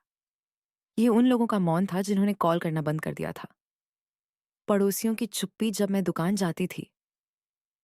उन चचेरी बहनों के व्हाट्सएप संदेश जिन्हें मैंने पहले मजाक में साझा किया था, अब पढ़े बिना छोड़ दिए गए थे। बुधवार को मैं बाजार गई। देवी, सब्जियों वाली महिला जो मुझे 20 साल से जानती थी, ने मुझे मुश्किल से नमस्ते किया। सुप्रभात देवी, सुप्रभात, उसने ठंडे स्वर में जवाब दिया, मेरी आंखों में देखे बिना। मैंने टमाटर, प्याज, मिर्च खरीदी। जब मैंने भुगतान करने गई तो मैंने उसे बगल में खड़ी महिला से बात करते हुए सुना। यह वही है जिसने अपने बेटे को और पोते पोतियों को निकाल दिया। कहते हैं कि वो पागल हो गई। मुझे ऐसा लगा जैसे मुझ पर ठंडी पानी की बाल्टी डाल दी गई हो। मैंने चुपचाप भुगतान किया और चली गई। जब मैं घर पहुंची तो आंसू मेरे गालों पर बह रहे थे। पलमा बैठक में पढ़ाई कर रही थी। जब उसने मुझे देखा तो उसने अपनी किताब बंद कर दी। क्या हुआ? मैंने उसे बताया। उसने सिर हिलाया। लोग बिना जाने बोलते हैं, लेकिन बोलते हैं। अगर वे सही हैं पलमा, अगर मैं गलत हूं, क्या तुमने वह जो तुम्हारा था वापस लिया? हाँ। क्या तुमने उचित सीमाएं रखी? हाँ। क्या तुमने किसी को बेवजह चोट पहुंचाई? नहीं तो तुम गलत नहीं हो, तुम बदनाम हो रही हो। क्या अंतर है? लेकिन सच होते हुए भी शब्दों ने दर्द को कम नहीं किया। गुरुवार को मुझे मेरी सहेली एस्टेला के घर से फोन आया। मैंने उसे क्रिसमस के बाद से नहीं देखा था, लेकिन हम 30 साल से दोस्त थे। अच्छा, अमालिया, मैं हूं। उसकी आवाज दूर, ठंडी थी। एस्टेला, तुम्हें सुनकर अच्छा लगा। मैं तुम्हें हालचाल पूछने के लिए नहीं कॉल कर रही। मैं तुम्हें बताने आई हूं कि रोहन कल मेरे घर आया। रोते हुए मुझे तुम्हारे बारे में सब कुछ बताया। मेरा पेट मरोड़ गया। एस्टेला, अगर तुम मुझे समझाने देती तो। मुझे तुम्हारी कोई बात नहीं सुननी। मैं उस लड़के को बचपन से जानती हूँ। मुझे पता है कि वह कैसा बेटा है। और सच कहूं, अमालिया, तुम मुझे निराश कर रही हो। एक माँ ऐसा नहीं करती। एक माँ को ऐसा नहीं होना चाहिए। मुझे बीच में मत रोकना। मैंने तुम्हें यह बताने के लिए कॉल किया है कि मैं तुम्हारे लिए कुछ नहीं कर सकती। मैं किसी ऐसे व्यक्ति के बारे में नहीं जानना चाहती जो अपने खुद के खून के साथ ऐसा कर सके। उसने फोन काट दिया। मैं हाथ में फोन पकड़े थरथराते रह गई। उस शाम साक्षी आई और मुझे झुके हुए चेहरों के साथ दीवान पर बैठा पाया। क्या हुआ? मैंने उसे एस्टेला, देवी और उन सभी छोटे छोटे वारों के बारे में बताया जो सीधे घूंसे से भी ज्यादा दर्दनाक थे। साक्षी ने गहरी सांस भरी। रोहन और प्रिया वही कर रहे हैं जो मैंने सोचा था। यह एक सुनियोजित बदनाम अभियान है। वे एक एक कर लोगों के पास जा रहे हैं, रोते हुए, पीड़ितों का नाटक करते हुए। और मैं क्या करूं? कुछ नहीं। मैंने उसे उलझन में देखा। सच्चाई को सक्रिय बचाव की आवश्यकता नहीं होती अमालिया। बस समय चाहिए होता है। अंततः लोग देखेंगे कि रोहन असल में कौन है। लेकिन तुम्हें धैर्य रखना होगा। मुझे नहीं पता क्या मैं कर पाऊंगी। उस रात मैंने रात का खाना नहीं खाया। मैं जल्दी सोने गई, लेकिन नींद नहीं आई। रात 11:30 बजे मेरा फोन वाइब्रेट हुआ। एक अनजान नंबर। मैंने संकोच किया, लेकिन जवाब दिया। हेलो। चुप्पी। फिर प्रिया की आवाज, ठंड जैसे बर्फ की तरह। मैं आशा करती हूं कि तुम खुश हो अमालिया। तुमने इस परिवार को तोड़ दिया। प्रिया, तुमने यह नंबर कैसे पाया? इससे कोई फर्क नहीं पड़ता। जो महत्वपूर्ण है वह यह है कि बच्चों की हालत खराब है। मयंक खाना नहीं खा रहा। सिया हर रात तुम्हारे लिए रोती है। यही तुम चाहती थी। मेरा दिल धड़कने लगा। प्रिया, मैंने कभी नहीं चाहा। हाँ, तुमने चाहा। तुमने हमें दंडित करना चाहा क्योंकि हम तुम्हारी आज्ञा नहीं मानते थे। तो बधाई, तुमने सफल हो गई। लेकिन जब ये बच्चे बड़े होंगे और तुमसे नफरत करेंगे, तो इस पल को याद रखना। उन्हें मुझसे बात करने दो। नहीं, तुम्हें अब कोई अधिकार नहीं है। तुमने इसे खुद कमाया है। उसने फोन काट दिया। मैं अंधेरे में बैठी रही, फोन को कान से लगाए थरथराते हुए। क्या मैंने सही किया, या सच में अपने परिवार को नष्ट कर रही थी? शुक्रवार को कुछ बदल गया। मैं नाश्ता कर रही थी जब परिवार के व्हाट्सएप समूह में एक संदेश आया। वह समूह जहां सभी थे, चचेरे भाई, मामा, भतीजे। जो पहले जन्मदिन की बधाई और बैठकों की जानकारी के लिए था। रोहन ने लिखा, परिवार, दुख के साथ बताना चाहता हूं कि मेरी मां मानसिक स्वास्थ्य के मुद्दों से गुजर रही हैं। हमने कोशिश की है। उसने मदद करने की कोशिश की, लेकिन वह मना कर रही है।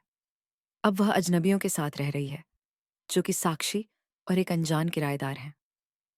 अगर कोई उसे समझाने के लिए बात कर सके तो मैं बहुत आभारी रहूंगा। बच्चों को उसकी जरूरत है। मैंने एक फोटो भेजी।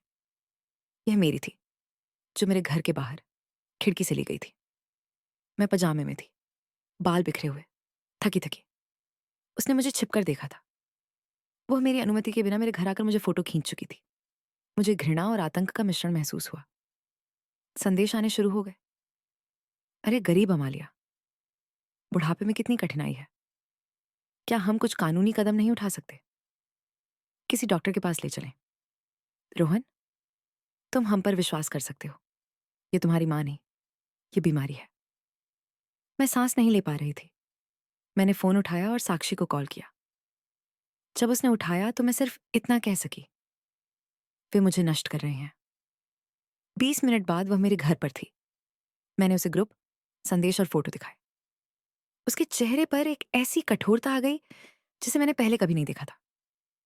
यह सीमा पार कर चुका है। ये अपमान, गोपनीयता का उल्लंघन और उत्पीड़न है। मैं क्या करूं? पहले, तुम उस ग्रुप से बाहर निकलो। उनके सर्कस में शामिल मत हो। दूसरे, हम सब कुछ डॉक्यूमेंट करते हैं। स्क्रीनशॉट, तारीखें, समय। और तीसरे, उसने थोड़ी देर रुका। हमें तुम्हारी मानसिक स्थिति का सबूत चाहिए। तुम एक डॉक्टर, एक मनोचिकित्सक के पास कैसे जाओगी? आदर्श रूप से वह तुम्हारी पूरी जांच करेगा। और जब तुम वहां से एक प्रमाण पत्र लेकर आओगी जो कहता है कि तुम पूरी तरह से स्वस्थ हो, रोहन को छिपने के लिए जगह नहीं मिलेगी। अगले सोमवार को मैं डॉक्टर प्रिया शर्मा के क्लिनिक में बैठी थी, जो 30 साल की अनुभवी मनोचिकित्सक थीं। उन्होंने मुझसे कई सवाल पूछे, मेरी जिंदगी, परिवार और हाल की निर्णयों के बारे में। उन्होंने मुझसे तार्किक समस्याओं को हल करने, अनुक्रम याद करने और अपनी भावनाओं के बारे में बात करने के लिए कहा। 3 घंटे बाद मैं एक आधिकारिक दस्तावेज के साथ बाहर आई।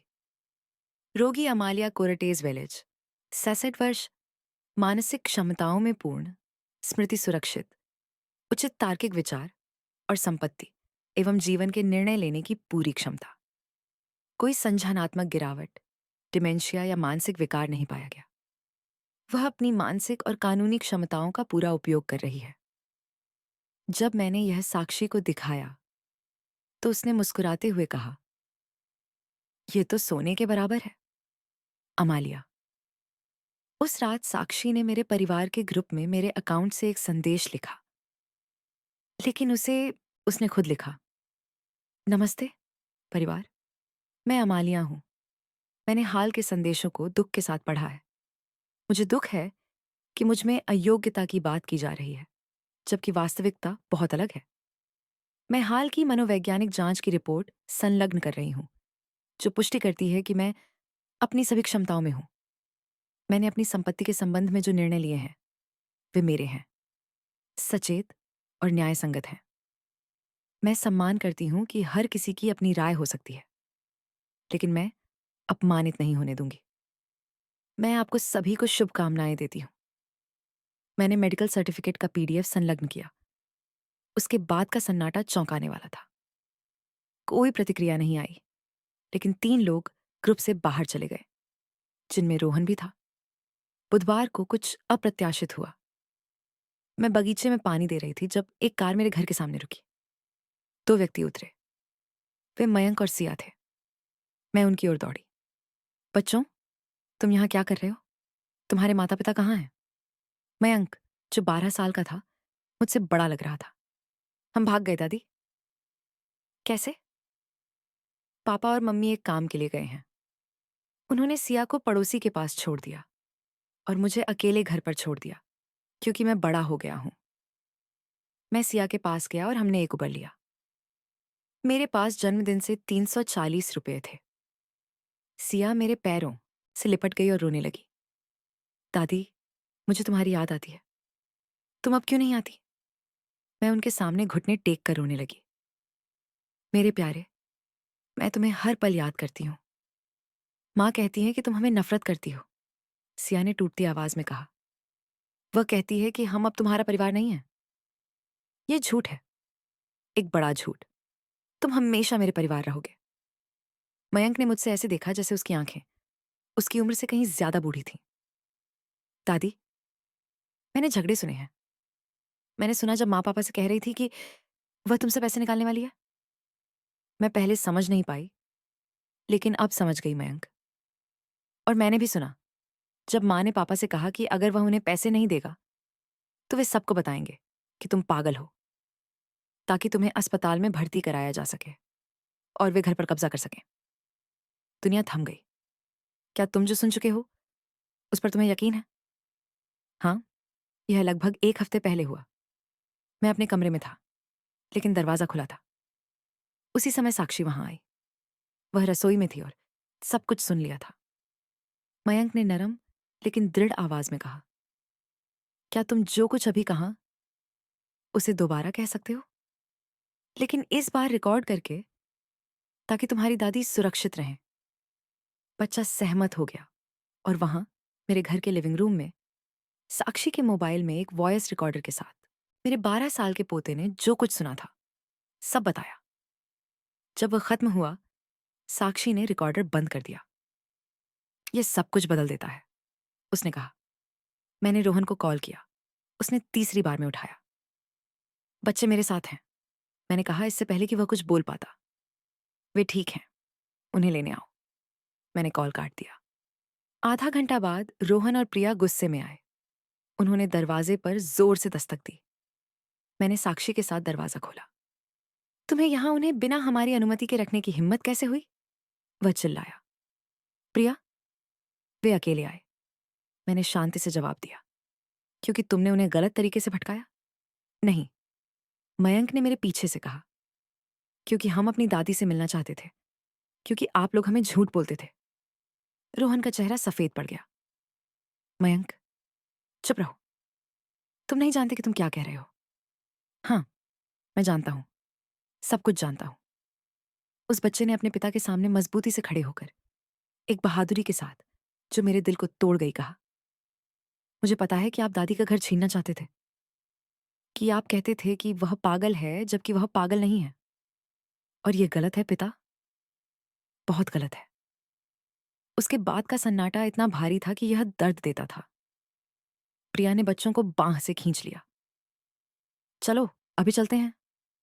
लेकिन जाने से पहले रोहन ने मेरी ओर देखा और हफ्तों में पहली बार मैंने उसकी आंखों में कुछ देखा, जो क्रोध नहीं था, वह शर्म थी। जब वे चले गए, मैं सोफे पर टूट गई।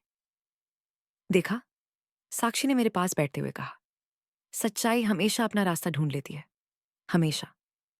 और वह सही थी, क्योंकि जो रोहन और प्रिया नहीं जानते थे, वह यह था कि सच अब केवल मेरे दिल में नहीं था।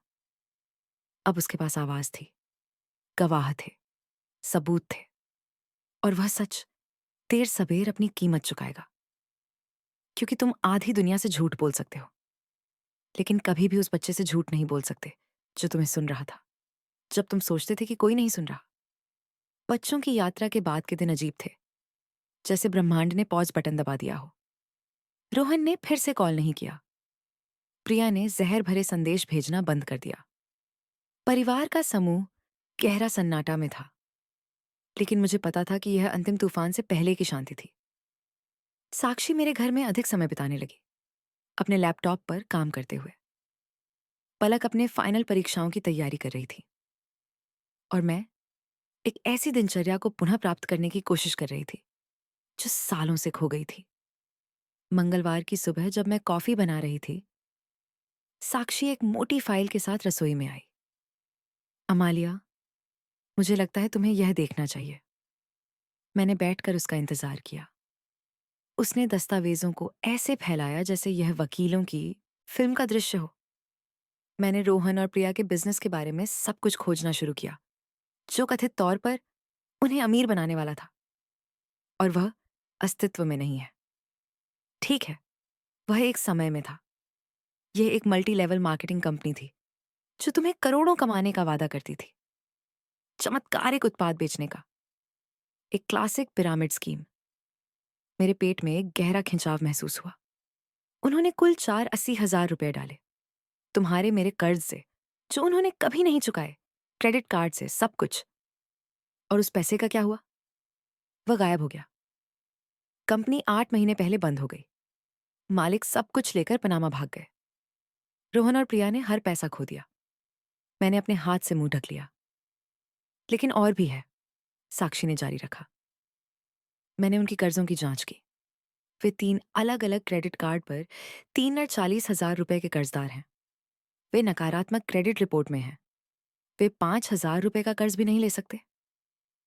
इसलिए वे मेरे घर की तलाश में थे।" मैंने फुसफुसाया। "सही, यह उनका एकमात्र रास्ता था। इसे एक बड़े कर्ज की गारंटी के रूप में रखना, पैसे निकालना और कौन जानता है कि वे कभी तुम्हें वापस देंगे।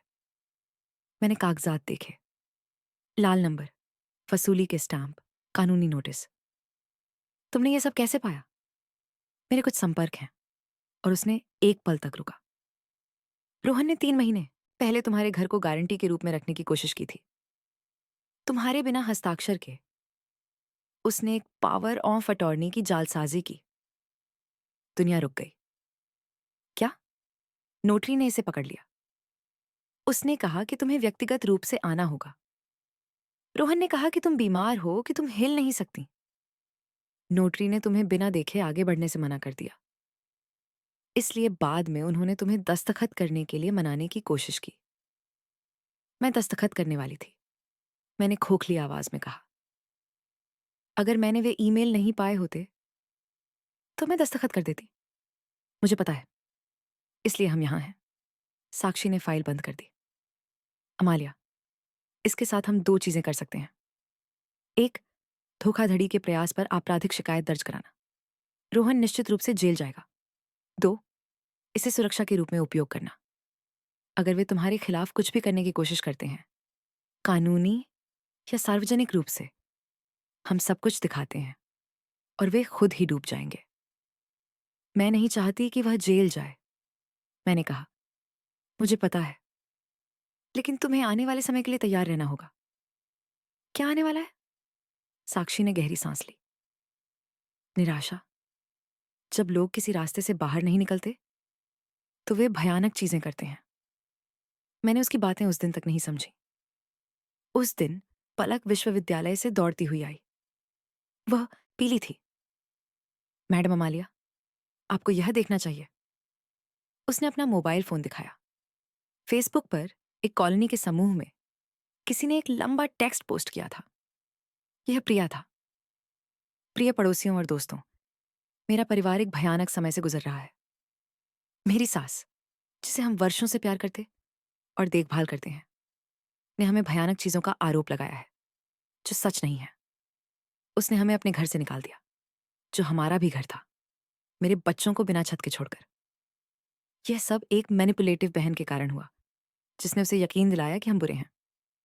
हम सब कुछ खो चुके हैं, हमारा घर, हमारी गरिमा, अपने बच्चों की दादी के साथ संबंध, और अब हमारे पास इस अपार्टमेंट के लिए भी पैसे नहीं हैं जहां हम हैं। अगर कोई हमारी मदद कर सकता है, खाना, बच्चों के लिए कपड़े, काम, तो हम इसके लिए हमेशा आभारी रहेंगे। भगवान आपका भला करे। उसने बच्चों की पुरानी कपड़ों में तस्वीरें संलग्न की थीं, एक छोटे और अंधेरे अपार्टमेंट में, उदास चेहरे के साथ। पोस्ट में 79 टिप्पणियां और 134 शेयर थे।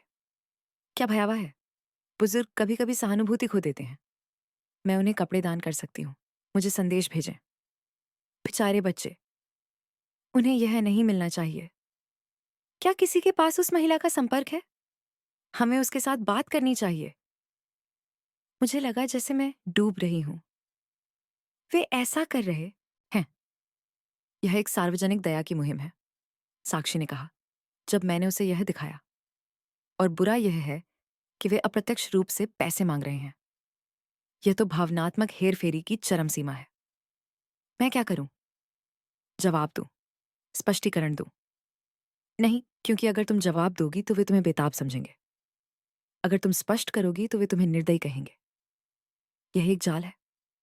तो कुछ नहीं। नहीं, कुछ और बेहतर। साक्षी मुस्कुराई।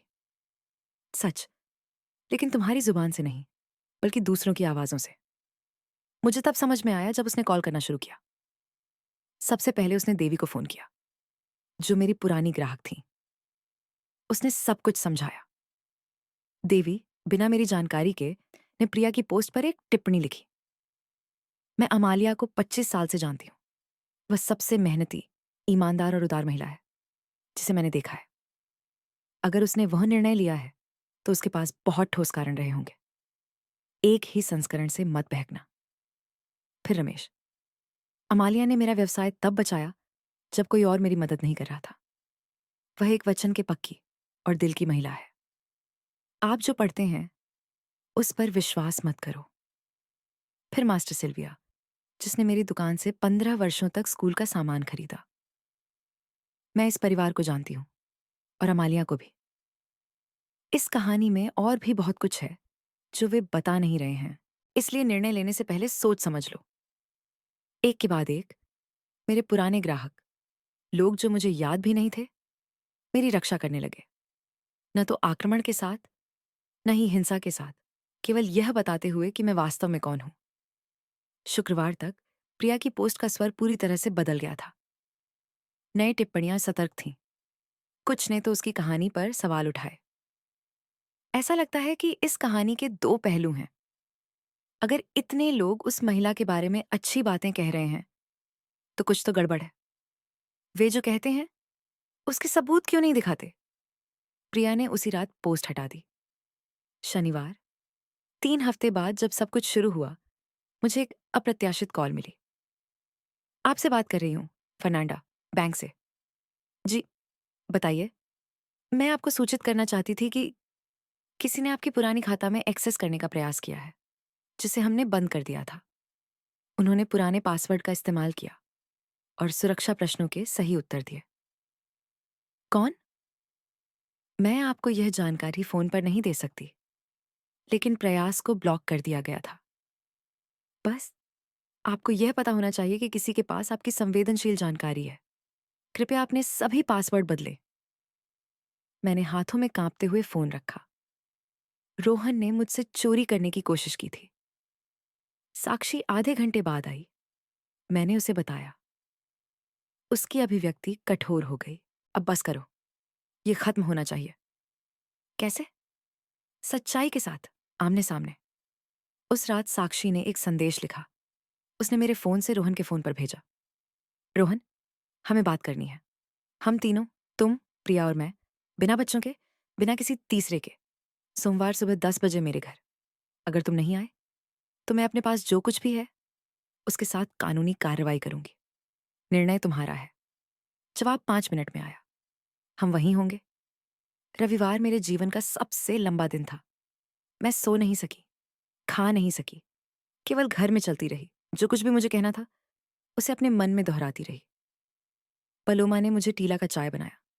सब ठीक होगा अमालिया। सच हमेशा जीतता है। और अगर नहीं, तो फिर वह सच नहीं था। साक्षी सोमवार सुबह जल्दी आई। उसने अपने दस्तावेजों की फाइल, रिकॉर्डर और कुछ और लाया। एक नोटरी? मैंने पूछा। हाँ, अगर हम किसी समझौते पर पहुंचते हैं, तो इसे तुरंत दस्तावेजित करेंगे, बिना किसी पछतावे के। सुबह 10:03 बजे दरवाजे पर दस्तक हुई। मैंने गहरी सांस ली। साक्षी ने मेरा हाथ थाम लिया। याद रखो, तुम कौन हो और हम यहाँ क्यों आए हैं। मैंने दरवाजा खोला। रोहन बहुत बीमार लग रहा था। वह वजन घटा चुका था।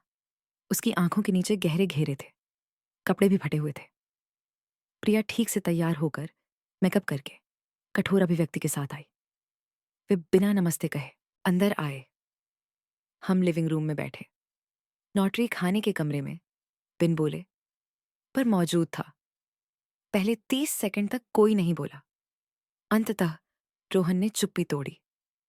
माँ, क्या तुमने हमें यहाँ बुलाने के लिए ये सब किया? हमें तुम्हारी वकील और नोटरी के सामने अपमानित करने के लिए? मैंने दृढ़ आवाज में जवाब नहीं दिया। झूठ खत्म करने के लिए। साक्षी ने फाइल मेज पर रखी। रोहन, प्रिया, हम सभी कार्ड मेज पर रखेंगे और इस बातचीत के अंत में तय करेंगे कि हम इसे परिवार में हल करना चाहते हैं या अदालत में।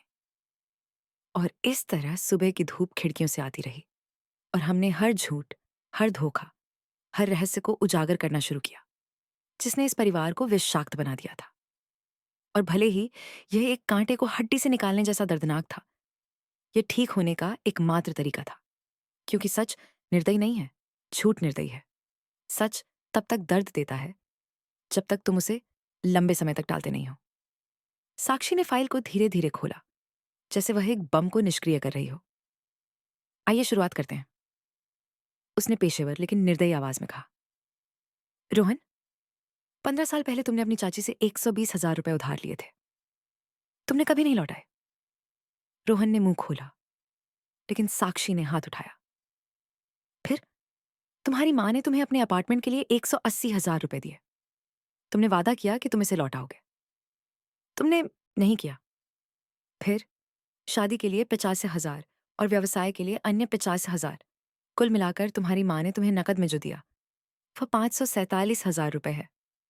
8 साल में, प्रिया ने बीच में ही कहा। यह सब उसने हमें दिया, कभी उधार नहीं था। साक्षी ने कहा, लेकिन चलो जारी रखें। व्यापार? उस मल्टी लेवल कंपनी में, जिसमें तुमने लगभग ₹500,000 डाला, वह टूट गई। तुमने सब कुछ खो दिया। सही है? रोहन ने नीचे देखते हुए सहमति दी। अब तुम 340,000 रुपए क्रेडिट कार्ड पर देनदार हो। तुम एक भी क्रेडिट। और 3 महीने पहले उन्होंने इस घर को एक लोन के लिए गारंटी के रूप में रखने की कोशिश की। अमालिया के बिना, हस्ताक्षर, एक फर्जी पावर के साथ। रोहन का चेहरा सफेद पड़ गया। मैं उसे अनुमति मांगने वाला था। झूठ। साक्षी चिल्लाई। नॉटरी के पास यह रिकॉर्ड है कि तुमने कहा था कि वह बीमार है, कि वह नहीं आ सकती। यह धोखाधड़ी है रोहन। इसके लिए जेल हो सकती है। हम ऐसा नहीं करने वाले, प्रिया ने चिल्लाया। हम सिर्फ फर्जी दस्तावेजों के साथ विकल्प तलाश रहे थे, मैंने कहा, अपनी आवाज पाते हुए। मेरी फर्जी हस्ताक्षर के साथ। प्रिया, तुमने मुझे महीनों तक आंखों में देखा, जानते हुए कि तुम मुझे धोखा देने की योजना बना रहे थे और मुझ पर हंस रहे थे। मैंने उन्हें वह प्रिंटेड ईमेल दिखाए जो मैंने हफ्तों पहले खोजे थे। रोहन ने उन्हें पढ़ा। मैंने देखा उसका चेहरा बदलता है। पहले उलझन, फिर आतंक। प्रिया, तुमने लिखा? यह एक मजाक था, उसने कांपती आवाज में कहा। एक मजाक। मेरी आवाज टूट गई। मुझे मासूम कहना एक मजाक है। मुझसे मेरा घर चुराने की योजना बनाना एक मजाक है। हम तुम्हारा घर चुराने वाले नहीं थे। हमें बस एक बड़ा लोन चाहिए था, ताकि हम इस गड्ढे से निकल सकें, बिना मुझे पूछे। और अगर वे चुका नहीं पाते तो मैं अपना घर खो देती।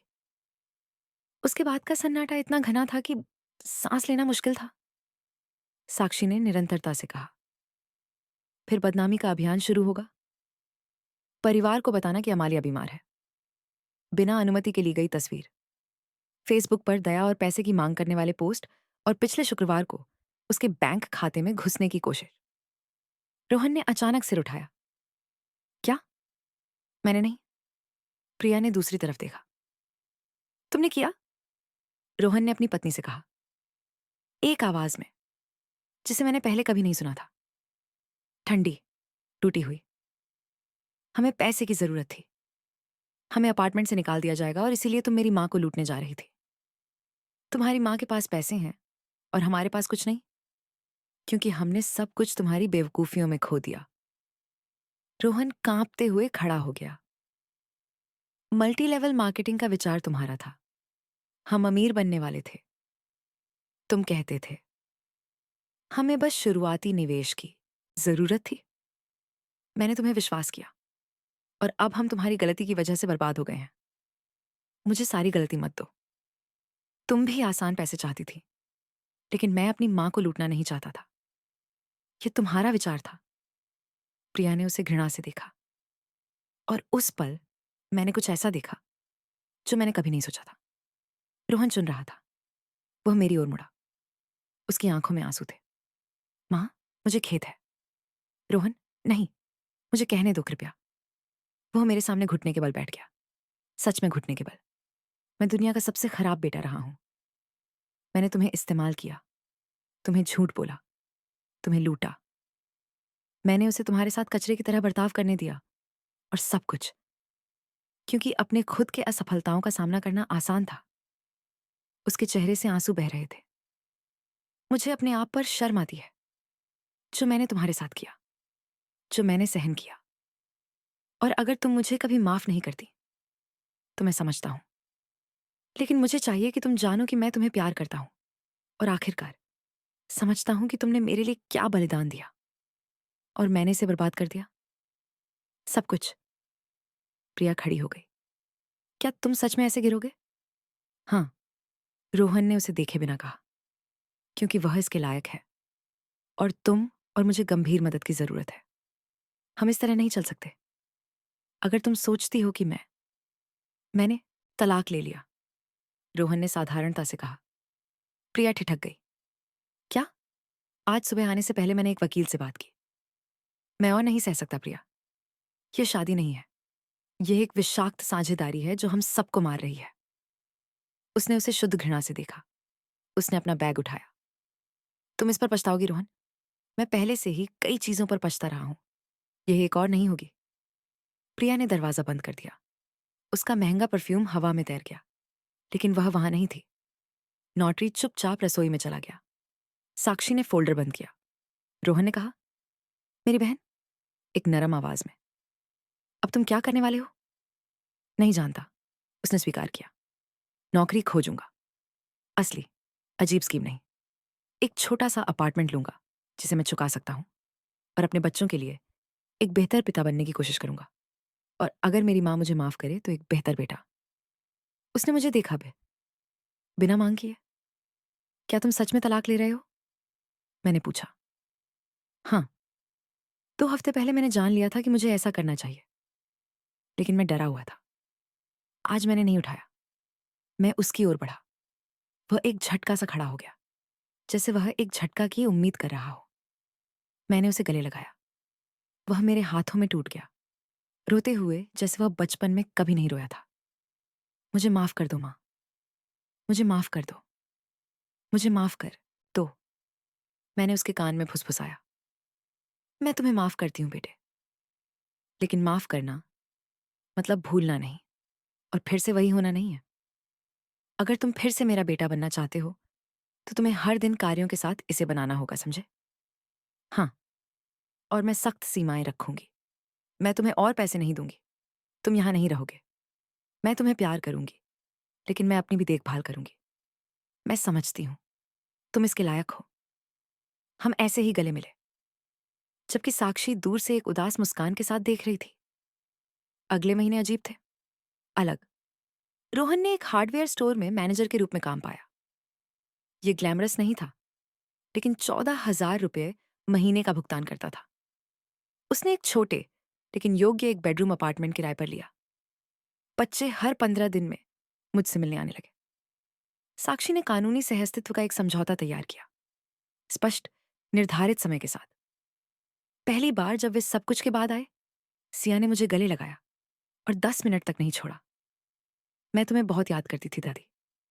और मैं तुम्हें, मेरे प्यार। मयंक अधिक सतर्क था। जो उसने सब कुछ देखा था उससे अधिक चोटिल। दादी, हाँ, मेरे प्यारे, क्या तुम सच में पापा को माफ करोगी? घुटने के बल बैठकर मैंने उसे देखा। मैंने उसे माफ कर दिया। लेकिन माफी का मतलब यह नहीं है कि सब कुछ पहले जैसा हो जाएगा। इसका मतलब है कि मैंने गुस्से का बोझ छोड़ दिया है। क्या तुम समझते हो? मुझे लगता है कि तुम समझते हो। समय के साथ मयंक फिर से खुलने लगा। सिया कभी भी प्यार करना नहीं भूली। प्रिया दृश्य से गायब हो गई। तलाक जटिल हो गया, लेकिन आखिरकार यह सुलझ गया। उसने अपनी गाड़ी रख ली। रोहन के हिस्से में आर्न और बच्चों की साझा देखभाल थी। हमारे घर में पलंग पर सिया थी। जीवन ने एक नया रुख ले लिया। वह तब खाना बनाती जब मैं थकी होती। मैं उसे पढ़ाई में मदद करती, जैसे वह मेरी अपनी पोती हो। श्रीमती अमालिया। हाँ, मुझे यहाँ रहने देने के लिए धन्यवाद। केवल कमरे के लिए नहीं, बल्कि मुझे परिवार जैसा महसूस कराने के लिए। तुम भी अब परिवार हो सिया। एक दिन सिया एक विचार लेकर आई। क्या हम गैरेज का एक हिस्सा एक कार्यशाला में बदल सकते हैं? एक शिल्प कार्यशाला, कढ़ाई, बुनाई, चित्रकला के लिए। हम कॉलोनी की महिलाओं को कक्षाएं दे सकते हैं। कुछ मामूली शुल्क ले सकते हैं। मैं आयोजन में मदद करूंगी। ये विचार मुझे एक तरह से उत्साहित कर गया, जिसकी मैंने उम्मीद नहीं की थी। 3 महीने बाद कार्यशाला अमालिया ने अपने दरवाजे खोले। हमने 5 छात्राओं से शुरुआत की। दूसरे महीने में हम 12 हो गए, जो हर महीने हर हाथ से बराह बाजार कमा रहा था। ये ज्यादा नहीं था, लेकिन यह पैसे के लिए नहीं था। ये हंसी, कहानियों और साथ के लिए था। यह मुझे उपयोगी, जीवित महसूस कराता था। 6 महीने बाद एक शनिवार की शाम दरवाजे पर दस्तक हुई। रोहन अकेला आया। उसके पास न तो सामान था और न ही कोई मांग।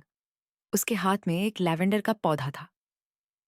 मुझे पता है कि तुम्हें इसका सुगंध पसंद है, उसने बस इतना कहा। और मैं चाहती थी नहीं जानती। तुम्हें कुछ ऐसा लाना जो बढ़े। जैसे ही उसने कहा, मैंने मुस्कुराते हुए कहा, आओ, बैठो। हम बैठक में बैठे। मैं अपनी झूलती कुर्सी पर थी, वह सोफे पर। काम कैसा चल रहा है? अच्छा, मुझे पर्यवेक्षक के रूप में पदोन्नति मिली है। हर महीने आज 2500 और एक क्रेडिट कार्ड चुकता किया है। मुझे खुशी है बेटा। मैंने व्यक्तिगत चिकित्सा शुरू की है। ये कठिन है, लेकिन आवश्यक है। ये बहुत साहसी है। मैंने तुमसे सीखा। हम चुप हो गए, लेकिन यह चुप्पी असहज नहीं थी, यह शांति थी। माँ, क्या मैं तुमसे कुछ पूछ सकता हूँ? बिल्कुल। तुम्हें कैसे पता चला कि कब रुकना है? तुम्हें वह शक्ति कैसे मिली? मैंने एक पल सोचा। मैंने इसे नहीं पाया।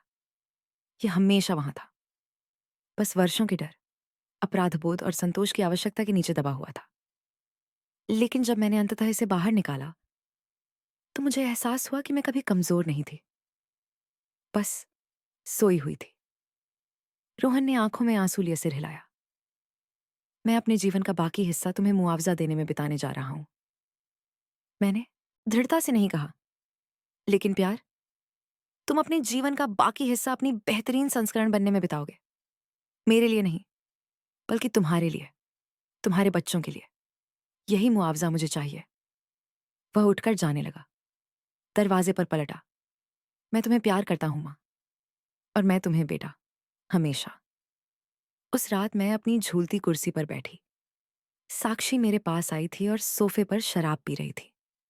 सिया अपने कमरे में पढ़ाई कर रही थी। क्या तुम जानते हो सबसे अजीब बात क्या है? मैंने अपनी बहन से कहा। क्या? यह कि वर्षों तक मैंने सोचा कि रोहन को खोना मेरे लिए दुनिया का अंत होगा। लेकिन जब मैंने उसे खोया, जब मैंने उस दरवाजे को बंद किया, तो मैंने देखा कि दूसरी तरफ एक पूरा ब्रह्मांड मेरा इंतजार कर रहा था। साक्षी ने अपने गिलास उठाया। उन ब्रह्मांडों के लिए जिन्हें हम उस समय खोजते हैं जब हम सही दरवाजे बंद करते हैं। हमने जाम टकराया। मैंने अपने चारों ओर देखा। मेरा घर, मेरा घर। यह बैंड की गंध थी। अगले सप्ताह आने वाले कार्यशाला की हंसी सुनाई देती थी। ये घर जैसा महसूस होता था। ये सही नहीं था। रोहन और मैं अभी भी ठीक हो रहे थे। बच्चे अभी भी अपने माता पिता के तलाक को समझ रहे थे। प्रिया अभी भी फेसबुक पर मेरे बारे में बुरा बोलती थी, हालांकि अब कोई इसे ध्यान नहीं देता था। लेकिन मैं शांति में थी, क्योंकि मैंने सबसे कठिन काम किया था जो एक मां कर सकती है। अपने आप को चुनना बिना अपने बेटे से प्यार किए। और यह पता चला कि दोनों बातें एक साथ हो सकती हैं। 1 साल बाद कार्यशाला भरी हुई थी। सभी उम्र की 15 महिलाएं कढ़ाई कर रही थीं, हंस रही थीं, कॉफी और ब्रेड साझा कर रही थीं। रोहन बच्चों के साथ आया। अब वे हर सप्ताहांत आते थे। दादी, देखो मैंने स्कूल में क्या बनाया। सिया ने मुझे एक घर का चित्र दिखाते हुए कहा। यह अद्भुत है मेरे प्यार। यह तुम्हारा घर है, तुम्हारे बगीचे के साथ, क्योंकि यह दुनिया का सबसे सुंदर घर है। मयंक मेरी बगल में बैठा था। वह अब 13 साल का था और पूरी किशोरावस्था में था। दादी, मेरे शिक्षक ने हमें किसी महत्वपूर्ण व्यक्ति का इंटरव्यू लेने को कहा। क्या मैं तुम्हारा इंटरव्यू ले सकता हूं? हाँ, क्योंकि मैं उस व्यक्ति के बारे में लिखना चाहता हूं जो मुझे सबसे साहसी लगता है। मेरी आंखों में आंसू आ गए। यह मेरे लिए सम्मान की बात होगी। उस रात जब सब चले गए, मैं बगीचे में गई। मैंने जो गुलाब दोबारा लगाए थे, वे खिल रहे थे। बोगनविलिया दीवार पर चढ़ने लगी थी। लैवेंडर ने हवा को महकाया। मैं उस बेंच पर बैठ गई जो साक्षी ने मुझे दी थी। उस पर एक पट्टिका थी जिस पर लिखा था, अमालिया के लिए, जिसने अपना बगीचा और अपनी जिंदगी वापस पाई। मैंने सितारों की ओर देखा, और दशकों में पहली बार मैंने उस पर नहीं सोचा जो मैंने खो दिया। मैंने सोचा कि मैंने क्या क्या पाया है। मेरी गरिमा, मेरी शांति, मेरा घर, साक्षी के साथ मेरा संबंध, सिया में एक नई दोस्ती, महिलाओं की एक कार्यशाला जो मुझे गुरु मानती थी, मेरे बेटे के साथ एक स्वस्थ संबंध, मेरे पोते पोतियों का शुद्ध प्यार, और सबसे बढ़कर मैंने खुद को वापस पा लिया। मैंने अपनी आंखें बंद की और गहरी सांस ली। हवा में गीली मिट्टी और फूलों की खुशबू थी। और मैंने मुस्कुराया, क्योंकि असली धन उस चीज में नहीं है जो आपके पास है, बल्कि उस चीज में है जिसे आप अपने से दूर नहीं होने देते। और मैंने सबसे कीमती चीज वापस पा ली, अपने घर में शांति से जीने का अधिकार, बस खुद होने के नाते। कभी कभी खुशियों का अंत यह नहीं होता कि आप वहीं लौटें जो आपके पास था, बल्कि यह जानना होता है कि आप कुछ बहुत बेहतर के लायक थे। अगर इस कहानी ने आपके दिल को छुआ है, तो कृपया एक टिप्पणी छोड़ें और बताएं कि आप हमें कहाँ से देख रहे हैं और आपको क्या सबसे ज्यादा प्रभावित करता है। लाइक करें अगर आपको लगता है कि ऐसी कहानियां बताई जानी चाहिए, और चैनल को सब्सक्राइब करें ताकि हम जीवन, गरिमा और दूसरे अवसरों की कहानियां साझा कर सकें। क्योंकि हम सभी को यह जानने का हक है कि अपनी जगह वापस पाने के लिए कभी देर नहीं होती। और जब मैं घर की बात करता हूं, तो मेरा मतलब केवल दीवारों से नहीं है, बल्कि उस आंतरिक शांति से है जिसे कोई भी आपसे नहीं छीन सकता। अगली कहानी में मिलते हैं। अपना ध्यान रखें और याद रखें, आप भी खिलने के लायक हैं। अंत।